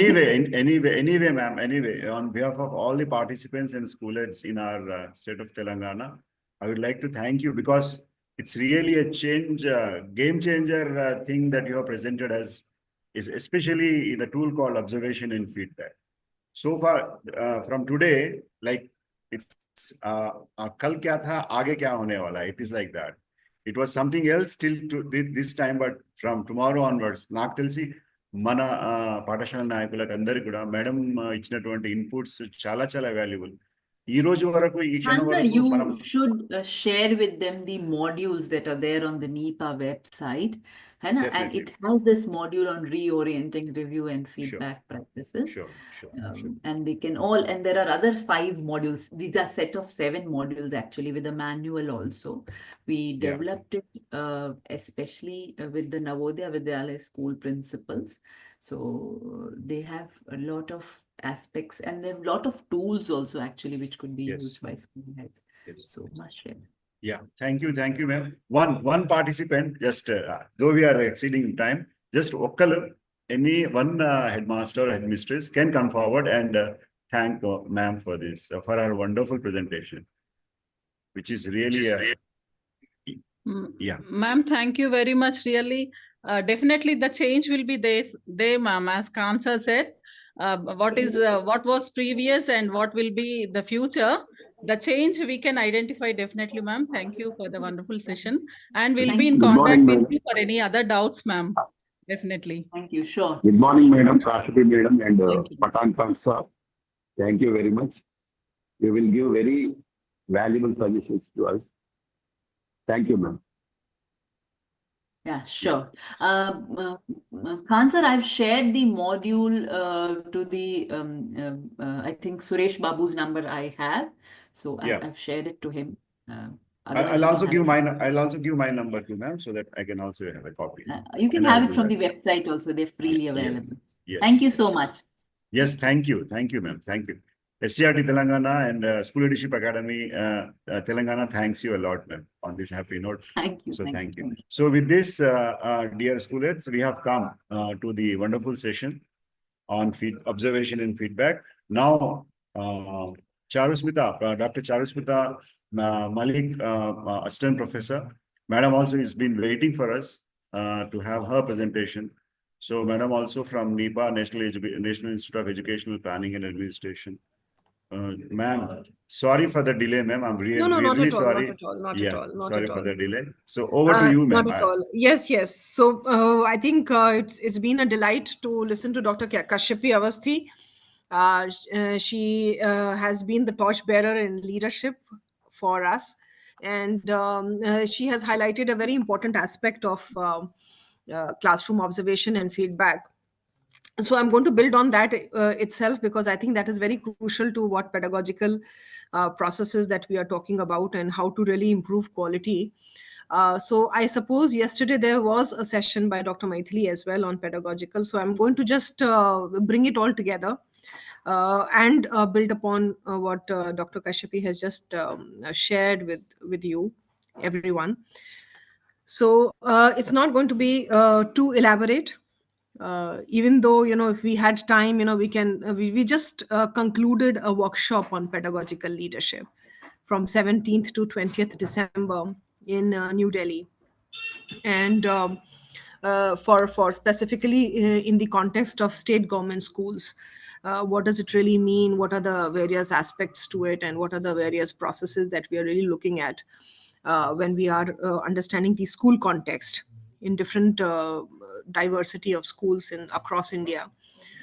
So yes, so I think taking all these strands together and kind of building it all up, we can share a PPT with you.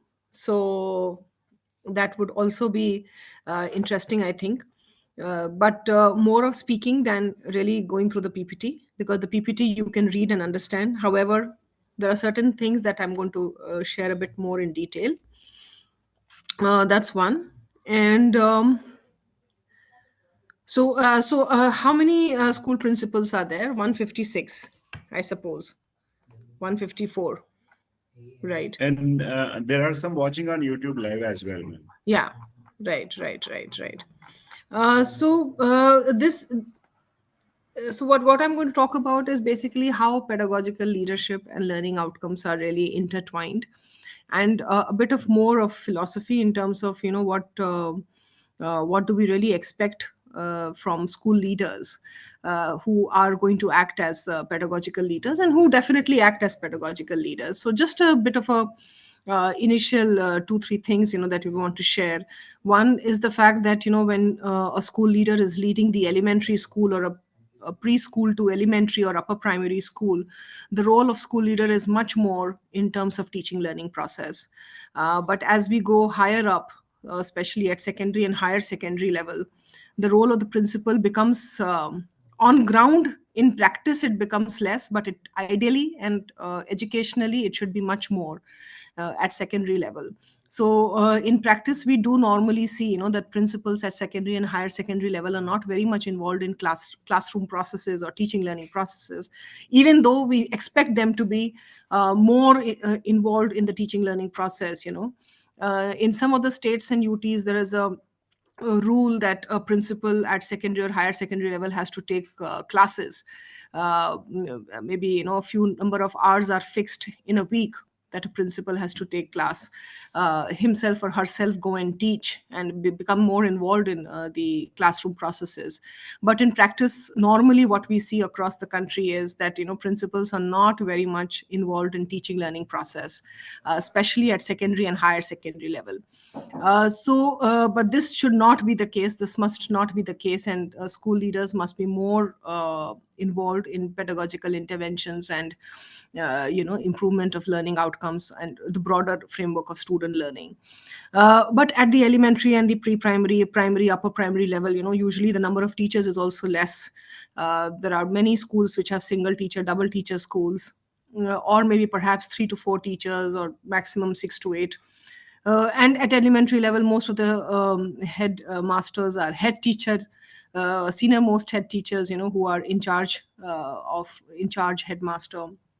So of course, but their role becomes much more deeper in teaching learning process. So I think this is the first point of takeaway for everyone. If you are a school principal at the secondary or higher secondary level, please identify for yourself, where are the areas where you can get more involved to improve the academic processes in your school, the teaching learning process in your school, and how can you really give more time into teaching learning processes as a school principal, even though there are many administrative duties, many managerial duties, that you are involved in. So that is really a point for reflection for the school principals, because reflection being one of the important competencies of school leadership, that one must constantly reflect on what is your role as a school principal. Are you just an administrator, or are you just a manager of daily routine, or you are someone who has to show some vision and be a visionary leader.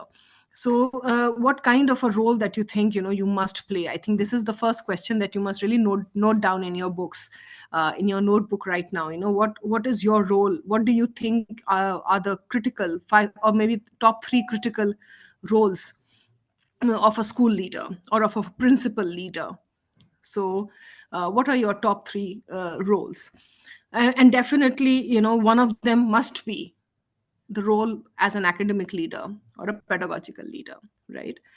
So once we are very clear in terms of what our role is, we will definitely act, behave, and speak and think accordingly. So if we really believe that we are pedagogical leaders, or we have to really improve the academic processes in our school, that is one of my most important role, then of course you will work accordingly. You will create a vision which is more in terms of how would you improve the student learning in your schools in the most comprehensive framework. So student learning does not really mean high marks. It really means overall competencies of students. So if they are competent individuals, if they are competent students, then what kind of competencies do you expect from them, right? So that framework must be in your mind very clearly. So this is really important.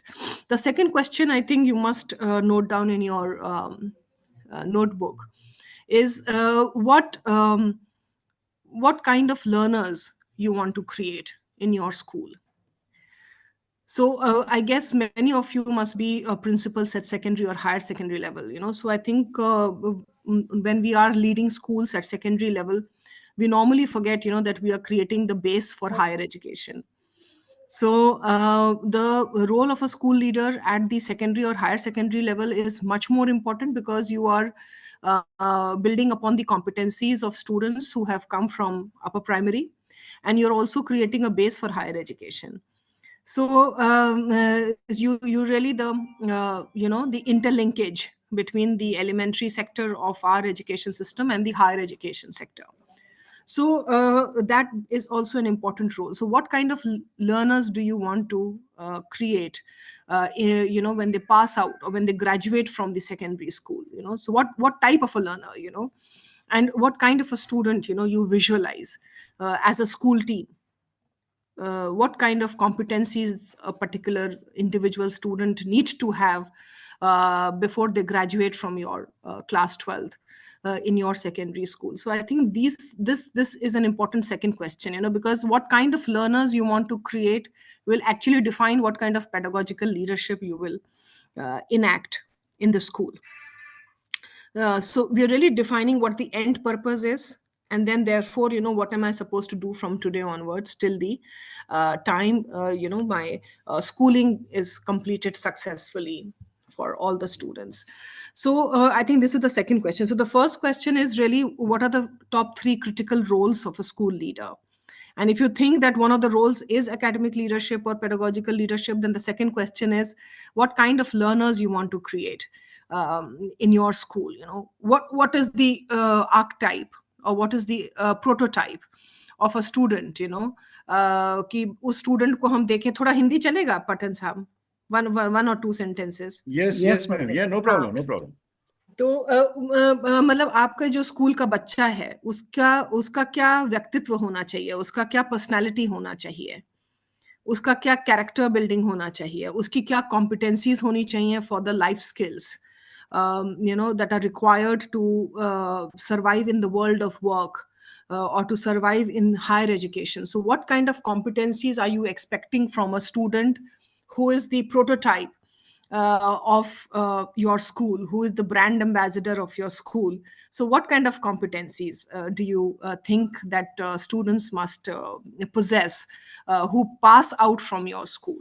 So what kind of learner do you want to create?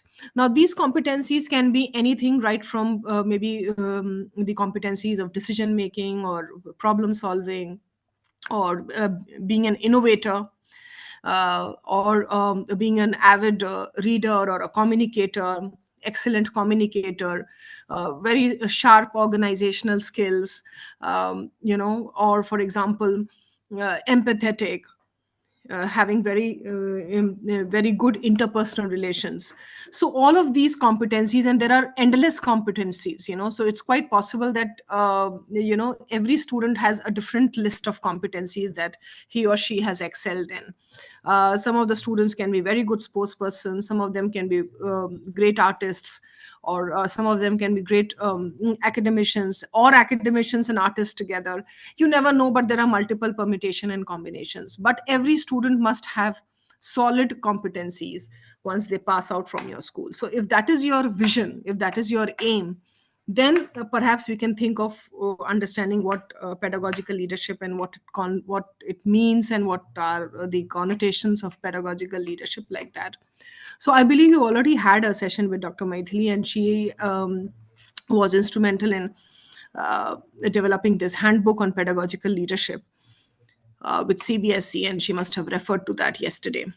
So what we are doing right now at the center is basically trying to contextualize it for the state government schools and the UT government schools.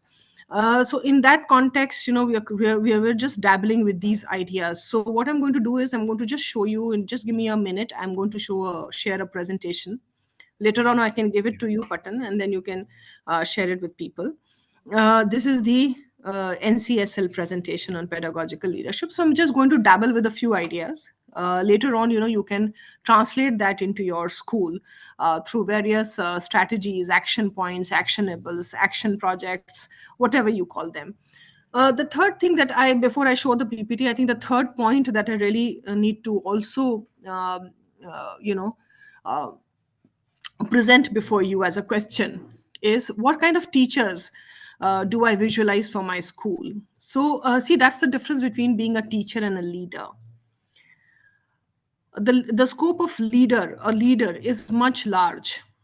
Normally, when we are talking about leadership, we are only talking about the principal and students, or the principal, or the relationship between principal and students, but that is the same with teachers. So what is different about leadership? Leadership is where the principal has a very strong relationship with teachers, because if you do not walk through your teachers, how will the teachers work through the students, right?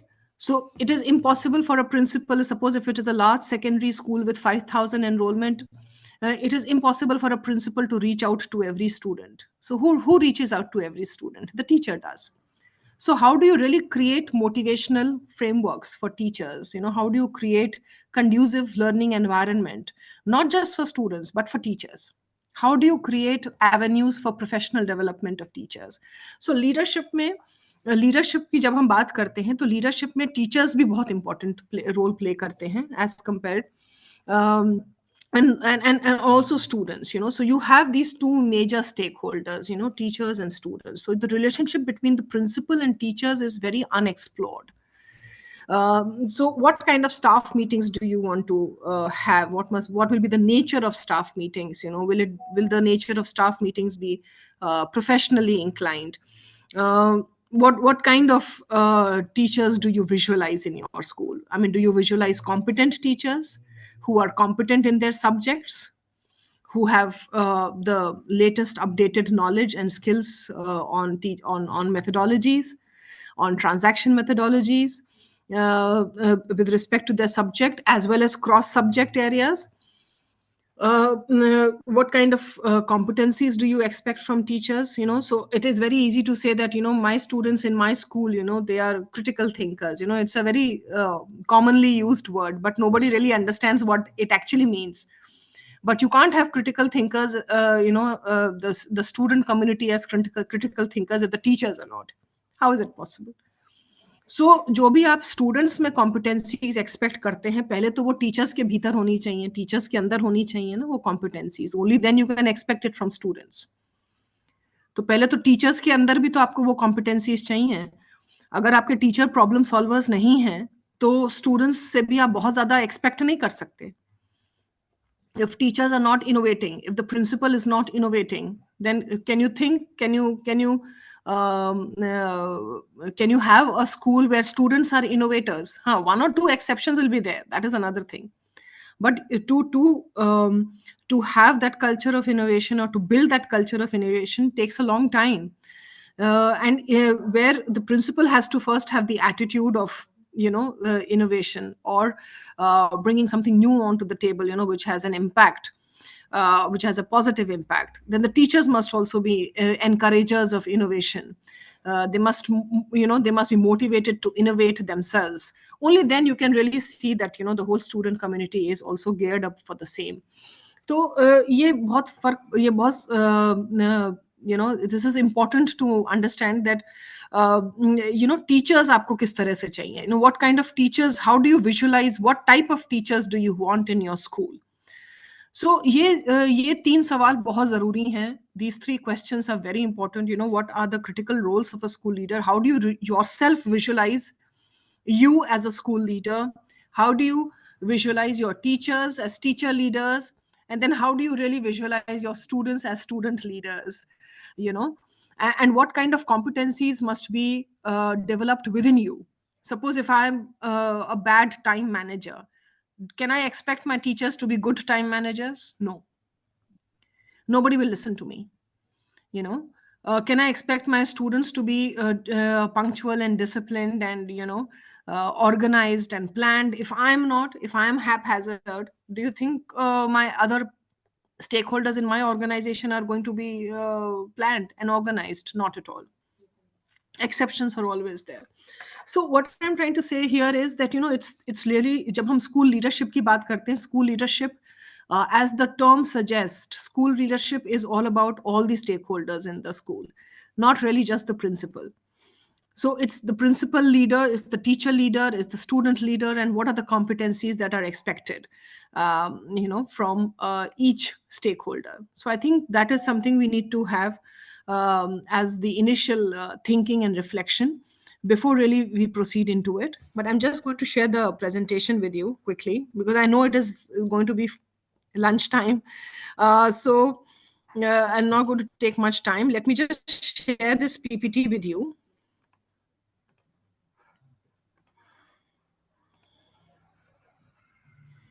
Just a second.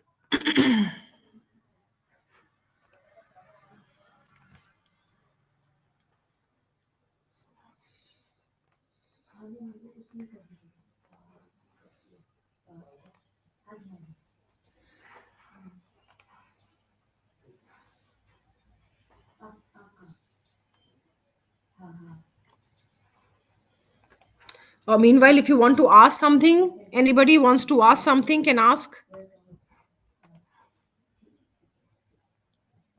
Yes, Madam, PPT start ayalopu Madam ki emana questions unte manam adagachu. Yeah, PPT also has been started.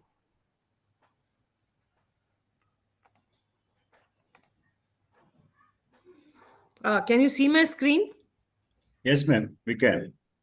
Okay, somehow I am not able to see it on the screen, but anyway. Okay. Madam, there is one question.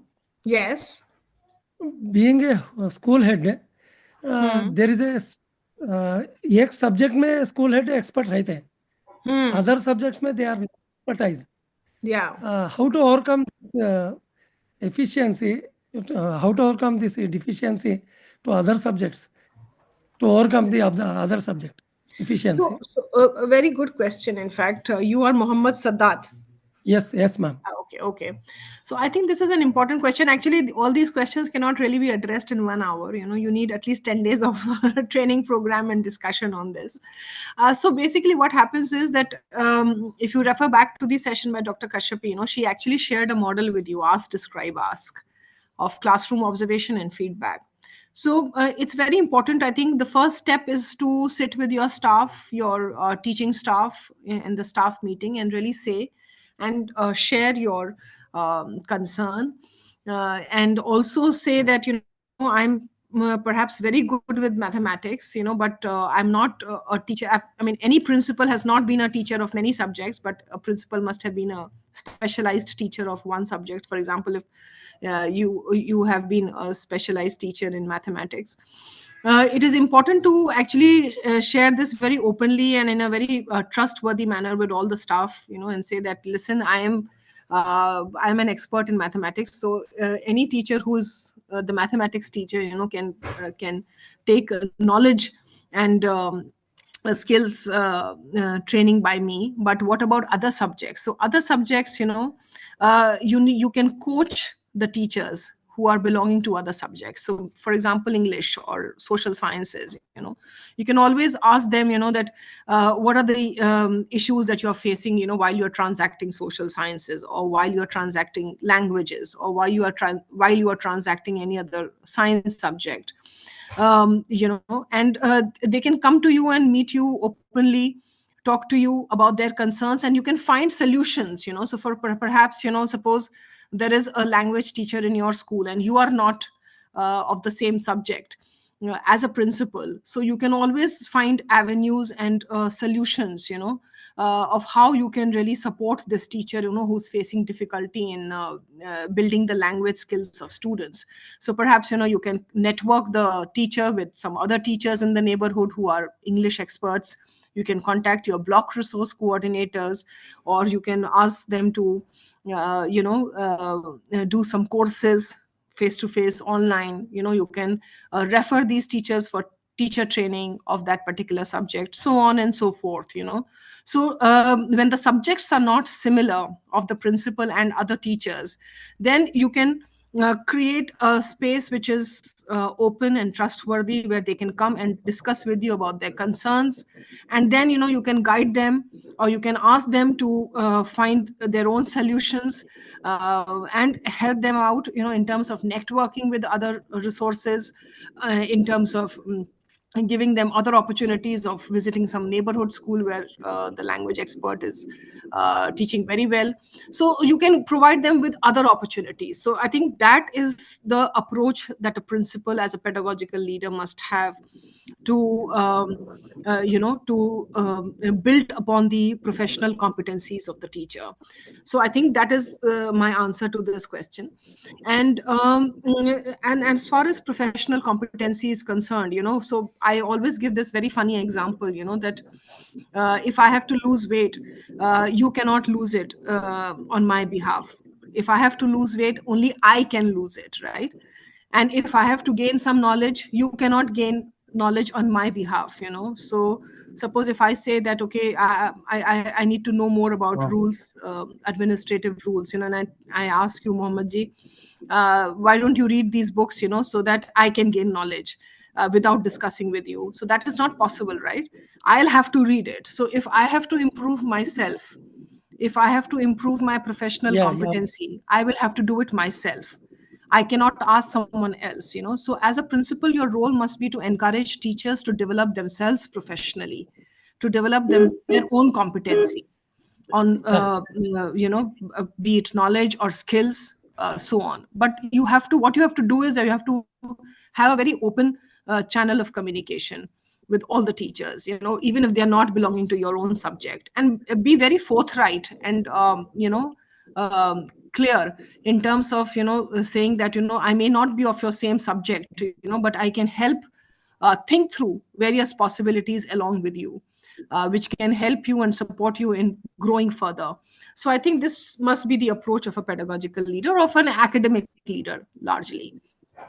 Right. Thank you, ma'am. Thank you very much. Thank you. So here, basically, I'll just take you through this presentation in 10 minutes. Sorry to stop you, ma'am. There's one more question in the chat box. If you can just give a second and give some time. It's not visible. Yeah, I'll read it out for you, ma'am. It says that Narendra, Mr. Narendra sir is asking, when issue comes between when issue comes between the teachers regarding the importance of subjects, how to handle them. For example, if maths teacher think that it is the hardest and lengthy subject and need maximum classes for SSC. I mean, what I understood from his question is one teacher asking for more number of classes comparatively with the other teachers, where the subjects like maths and so वो लोगों को कैसे handle कर सकते हैं? Like one simple question. मतलब देखिए अब ये तो आपको भी पता होगा एज अ प्रिंसिपल कि आपके स्कूल में where you can what you can do is that you know in your school so basically you know for a principal there are hundreds of competencies of leadership you know and one of the competencies is building evidence. So what does the data of your school say? If you think, I mean, NAS भी होता है, अभी परख हुआ, परख आपके यहाँ भी हुआ होगा, तेलंगाना में भी हुआ होगा, स्टूडेंट असेसमेंट, तो उसके रिजल्ट्स आते हैं, या स्टेट लेवल पे आप असेसमेंट करते हैं, या आपके स्कूल लेवल पे असेसमेंट होता है, तो उसका डेटा है. Not just say what the data says, you know, if the data says that students in your school are weak in mathematics, then perhaps they need more remedial in mathematics, you know. Yes. So you can always present the data of your school, the achievement of students, that data in front of the teachers, you know. Have an open discussion with them that look, the data says, you know, that children are more are weaker in language, for example. So perhaps we need more emphasis on language. We need more classes for language. And if the data in your school says, you know, that no, the students are not very good with mathematical competencies, then perhaps you need to give in more time there. So that is how you can minimize the conflict between teachers. Yes. And what their expectations are from you. So you can use the data, the available data in your school, the student achievement data across different subjects to bring in your point. And I think that is also an important role of a pedagogical leader, of an academic leader, you know, because one of the parameters is, of course, student learning outcomes, you know.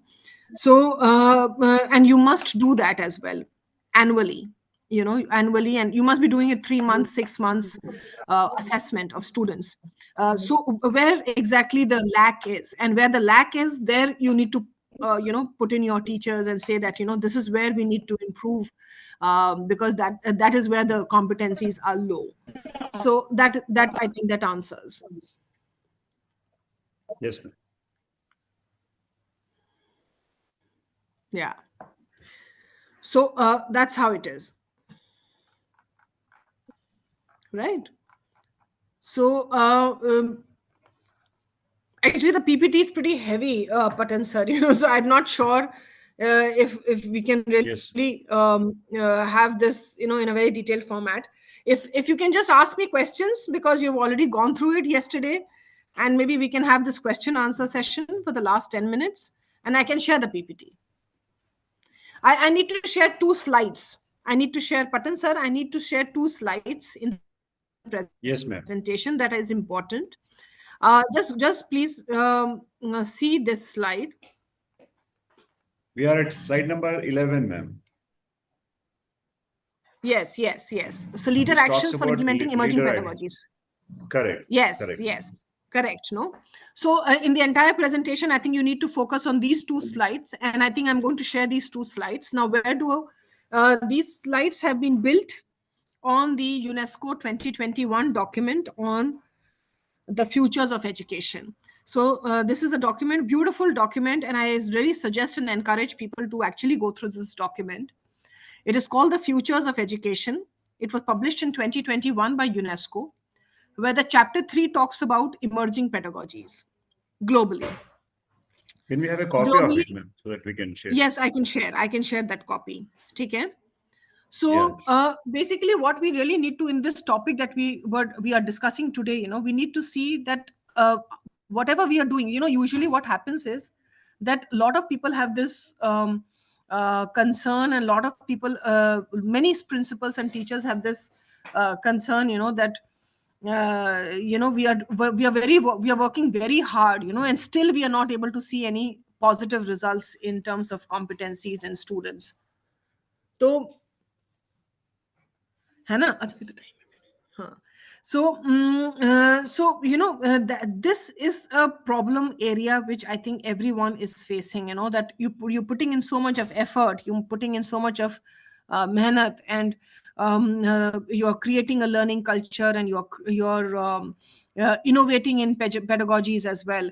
But, it is not really showing any positive or any concrete or any incremental change in the learning outcomes. So these two slides, what we have tried to do at NCSL is that in these two slides, we have tried to, place the pedagogies in the left column, the processes that are required to be enacted in the classrooms and schools, and what kind of competencies are gained if you implement these processes within these pedagogies, right? So this is a very broad framework, so if you really go into the detail, and you might say that, oh, there can be many more competencies that emerge from these processes. Yes, but we have just placed the top 3 or 4 competencies that one can expect the students will develop only when these processes are being implemented. So UNESCO 2021 has identified many generic pedagogies which are globally relevant and also locally relevant, so like really from local to global kind of framework. So और ये सब हम लोग अपने schools में करते हैं, but they need to be a little more organized, So one is fostering participation. That is one set of pedagogies, and these are the processes that teachers and students can be engaged in under this set of pedagogy, right? And as a result, these competencies can be gained by students. So what are the processes here? So as a school leader, as a pedagogical leader, when you are visiting the school, you are going into the classrooms and seeing what is happening in the classroom. What is it that you have to observe? So when you, as a principal or as a pedagogical leader, when you're going to a classroom, you have to see whether there is open discussion between teachers and students, among students. Are the students asking appropriate questions? Are there peer group activities? Is the teacher developing any sort of connection between concepts and across subjects? Are the teachers encouraging student voice? Students, are they creating content? Are they creating content based on their understanding of the concept? Is the teacher encouraging inquiry-based group learning? So if these processes are happening in any subject, while the teaching learning process is going on, then definitely these are the competencies that will be built in students. Confidence, articulation, autonomy to create, metacognition. The next set of pedagogy is personalized learning, that is individually, how much I grow. So what do we really understand by a student leader? A student leader is one who's able to, suppose if it's a class 5 student, a class 5 student is a leader when he or she, the child, is able to, to develop autonomy of what he or she is learning and confidently articulate it, right? So personalized learning is something that is important as a set of pedagogy. And you have to see whether in your school and and the classrooms within your school, the teachers are encouraging personalized learning. So what are the processes which are appropriate to personalized learning? Number 1, individual engaging with knowledge, problem posing, fear-free expression, dialogue with teacher, encouraging to learn on their own, learner-driven, designing creative learning activities using spaces outside the school. So what are the competencies that will get built? Sense of wonder, curiosity to learn, to create, autonomy to learn, fail, and then relearn. So these are certain competencies that are associated with these processes, and these processes are associated with the set of pedagogy which is titled as personalized learning. Next slide. There are 4 set of pedagogies that have been explained here. One is project and problem based. One is collaboration and communication. The other is engage and motivate. It will be. Now, here the 4 set of pedagogies are being displayed. One is project and problem based. The other is collaboration and communication. The next is engaging and motivating learners. That one.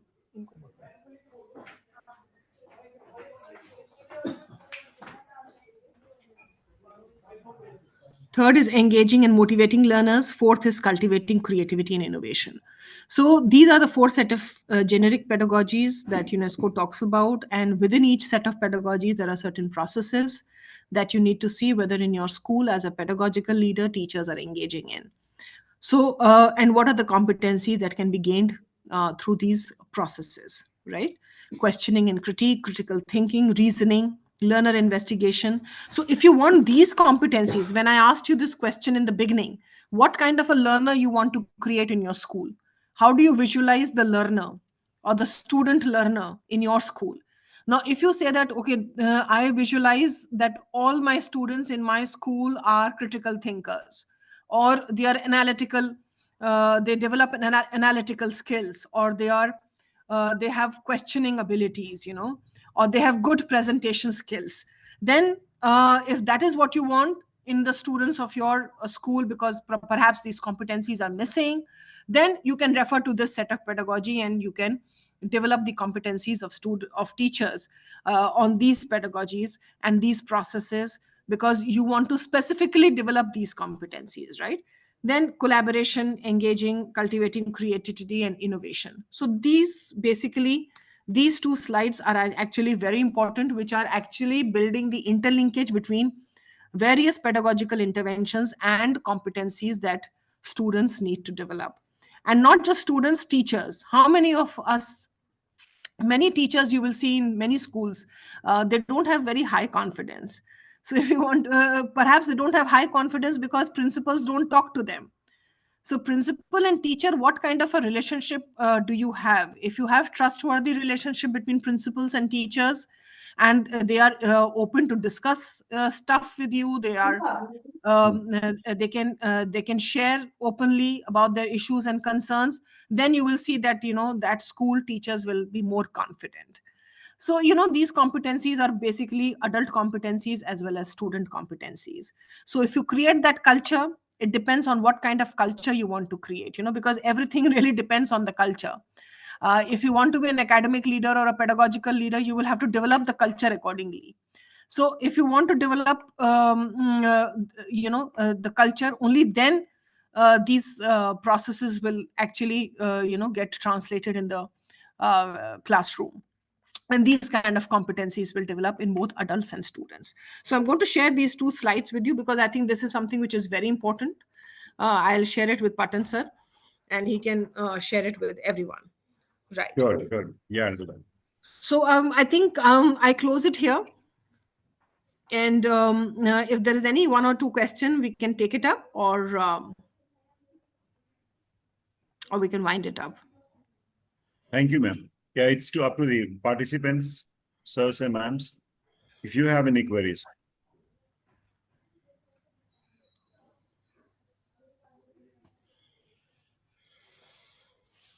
Sir, please unmute yourself and speak.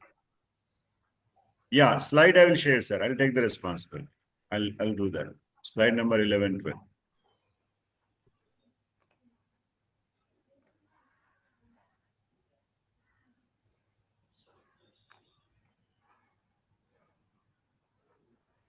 Madam, just I have one doubt. What is the major difference between the learning outcomes and competencies? Oh God, you need to give me another session for this. No, 1 to 1, madam. Just in cut short, in a yes, minute. Yes. See, see, learning outcomes are basically competency based, right? Learning outcomes are competency based. That is the first statement that you need to understand, right? Now, what are competencies? So I need a full session on this, because I don't want to give half-baked information. Otherwise, you will not understand that fully. But you can always say that, and perhaps Patanji, if you can call NCSL to Telangana, we can have a large face-to-face workshop where we can really understand all these concepts in Yes, detail. yes, You know, yes, I sure, think you can share this with Suresh Babuji and all. yes. So learning outcomes are competency based. That is the one statement that you must begin with. Now, what are competencies? Competencies are not skills. Okay, skills is part of competencies. So what are competencies? Competencies, as have been defined by NCERT, they are a combination of knowledge, skills, attitudes, and values. Knowledge, skills, attitudes, and values. Right? So, for example, time management. Now, do your students in your school, if you say this in the context of students, so do they have the competency of time management? Right? That means they are very well aware in terms of what the syllabus is. They're very well aware in terms of how do they want to spend the entire day.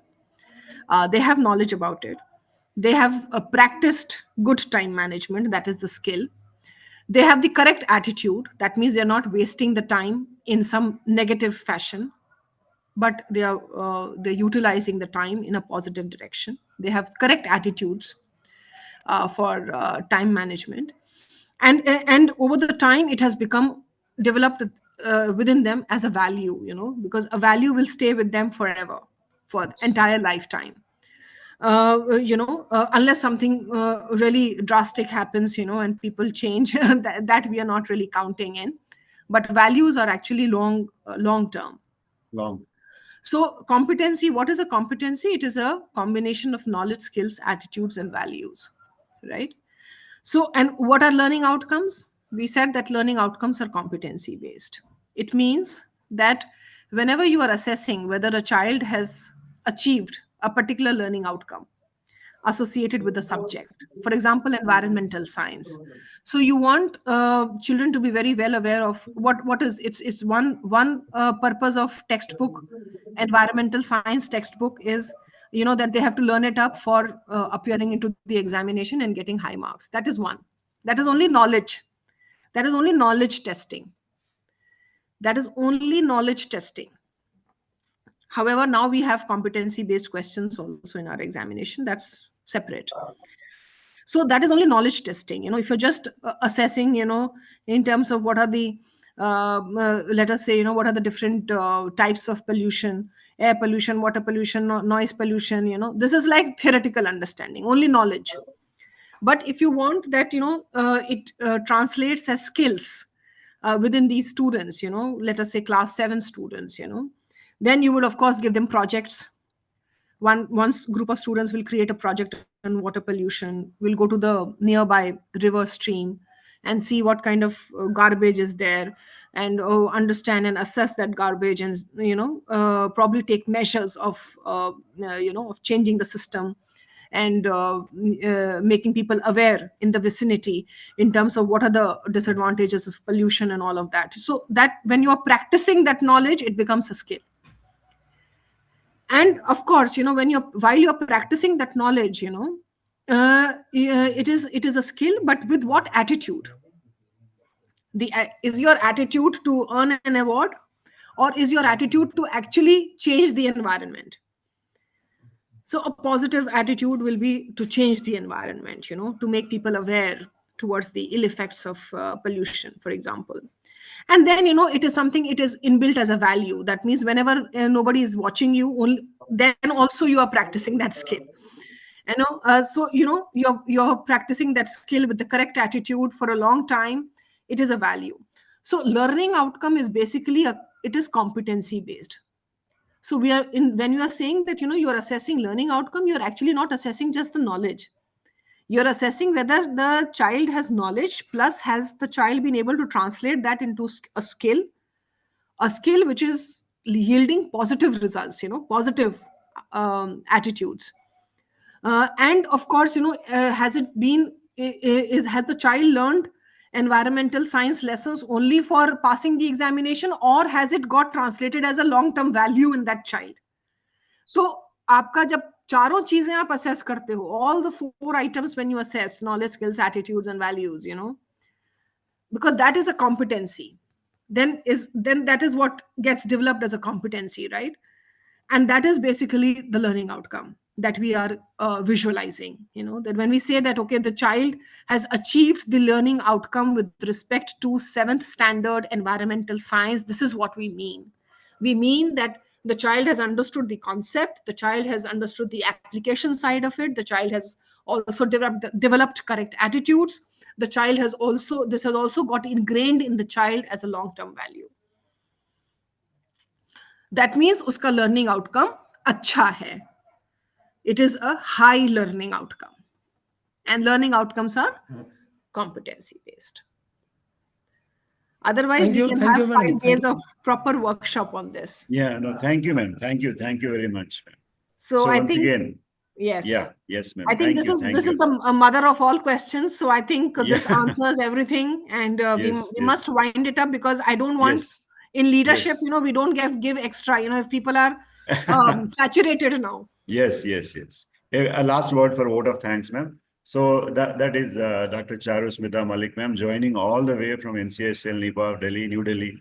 Ma'am, on behalf of SLA, SCRT, so we would like to thank you on behalf of all the participants for the wonderful empowerment and enlightenment that you have given in the field of leadership, especially the pedagogical leadership, the kind of roles that we have to play and everything, ma'am. So once again, on behalf of all the participants, we thank you a lot, ma'am, and we are looking forward to more and more sessions from your side. And also looking forward to kind of meeting me in person. Definitely. Yes. Thank you, ma'am. Thank you very much. Thank you. Yeah, participants, please be with me. I'll be presenting you from tomorrow. Thank you, ma'am. So that is Dr. Charu Smita Malik, ma'am. Now let us, sir, I'm just sharing my screen, Andy, for tomorrow's update.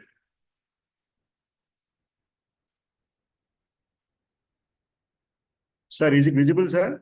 Is my screen visible? Yes, sir. Yeah. Sir, dear students, this is our day 2. Just now we have completed. I hope on behalf of SLA, manamu ento koncham Kashyapi ma'am dwara mariyu Smita Malik ma'am dwara lot of inputs aithe vachayi. So let us hope that those inputs are very useful and powerful in running our institutional schools in better way in the days to come. So that is the end of the day 2nd, and now this is the update for day 3, Andy. We all know tomorrow is January 1st in most of the states, including Telangana also. It is a holiday, but tapadu mana పాఠశాల నాయకత్వం కోసం మనం ఒక రోజు కాదు, ఒక రోజులో 2 గంటలు త్యాగం చేయాల్సిన అవసరం ఉంది. So for these 2 sessions, wonderful sessions, session 1 will be done by Dr. D. Sridhar garu, one of the leaders from us. He'll be talking on strengthening moral and ethical reasoning. And the second one will be leading teaching learning process by E.D. Madhusudan Reddy garu, my colleague at SCRT Telangana. These both are from our community, and they'll be dealing more in Telugu. So we'll be having wonderful sessions in Telugu, completely connected to us. So I want each one of you to be available with these 2 speakers tomorrow, and we are going to have a wonderful session. If you have any other doubts and queries, you can ask me, sir. Otherwise, we'll conclude the session.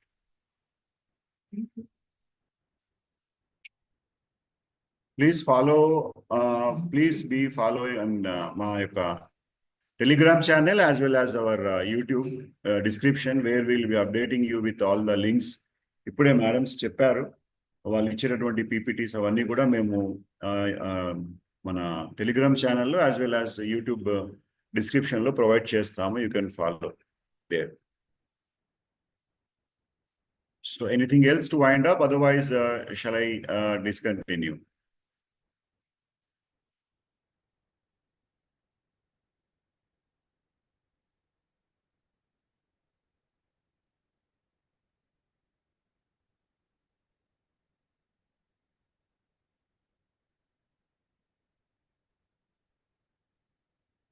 Yeah, that's it, Andy. That's it from my side. Thank you. And thank you very much. Have a good day.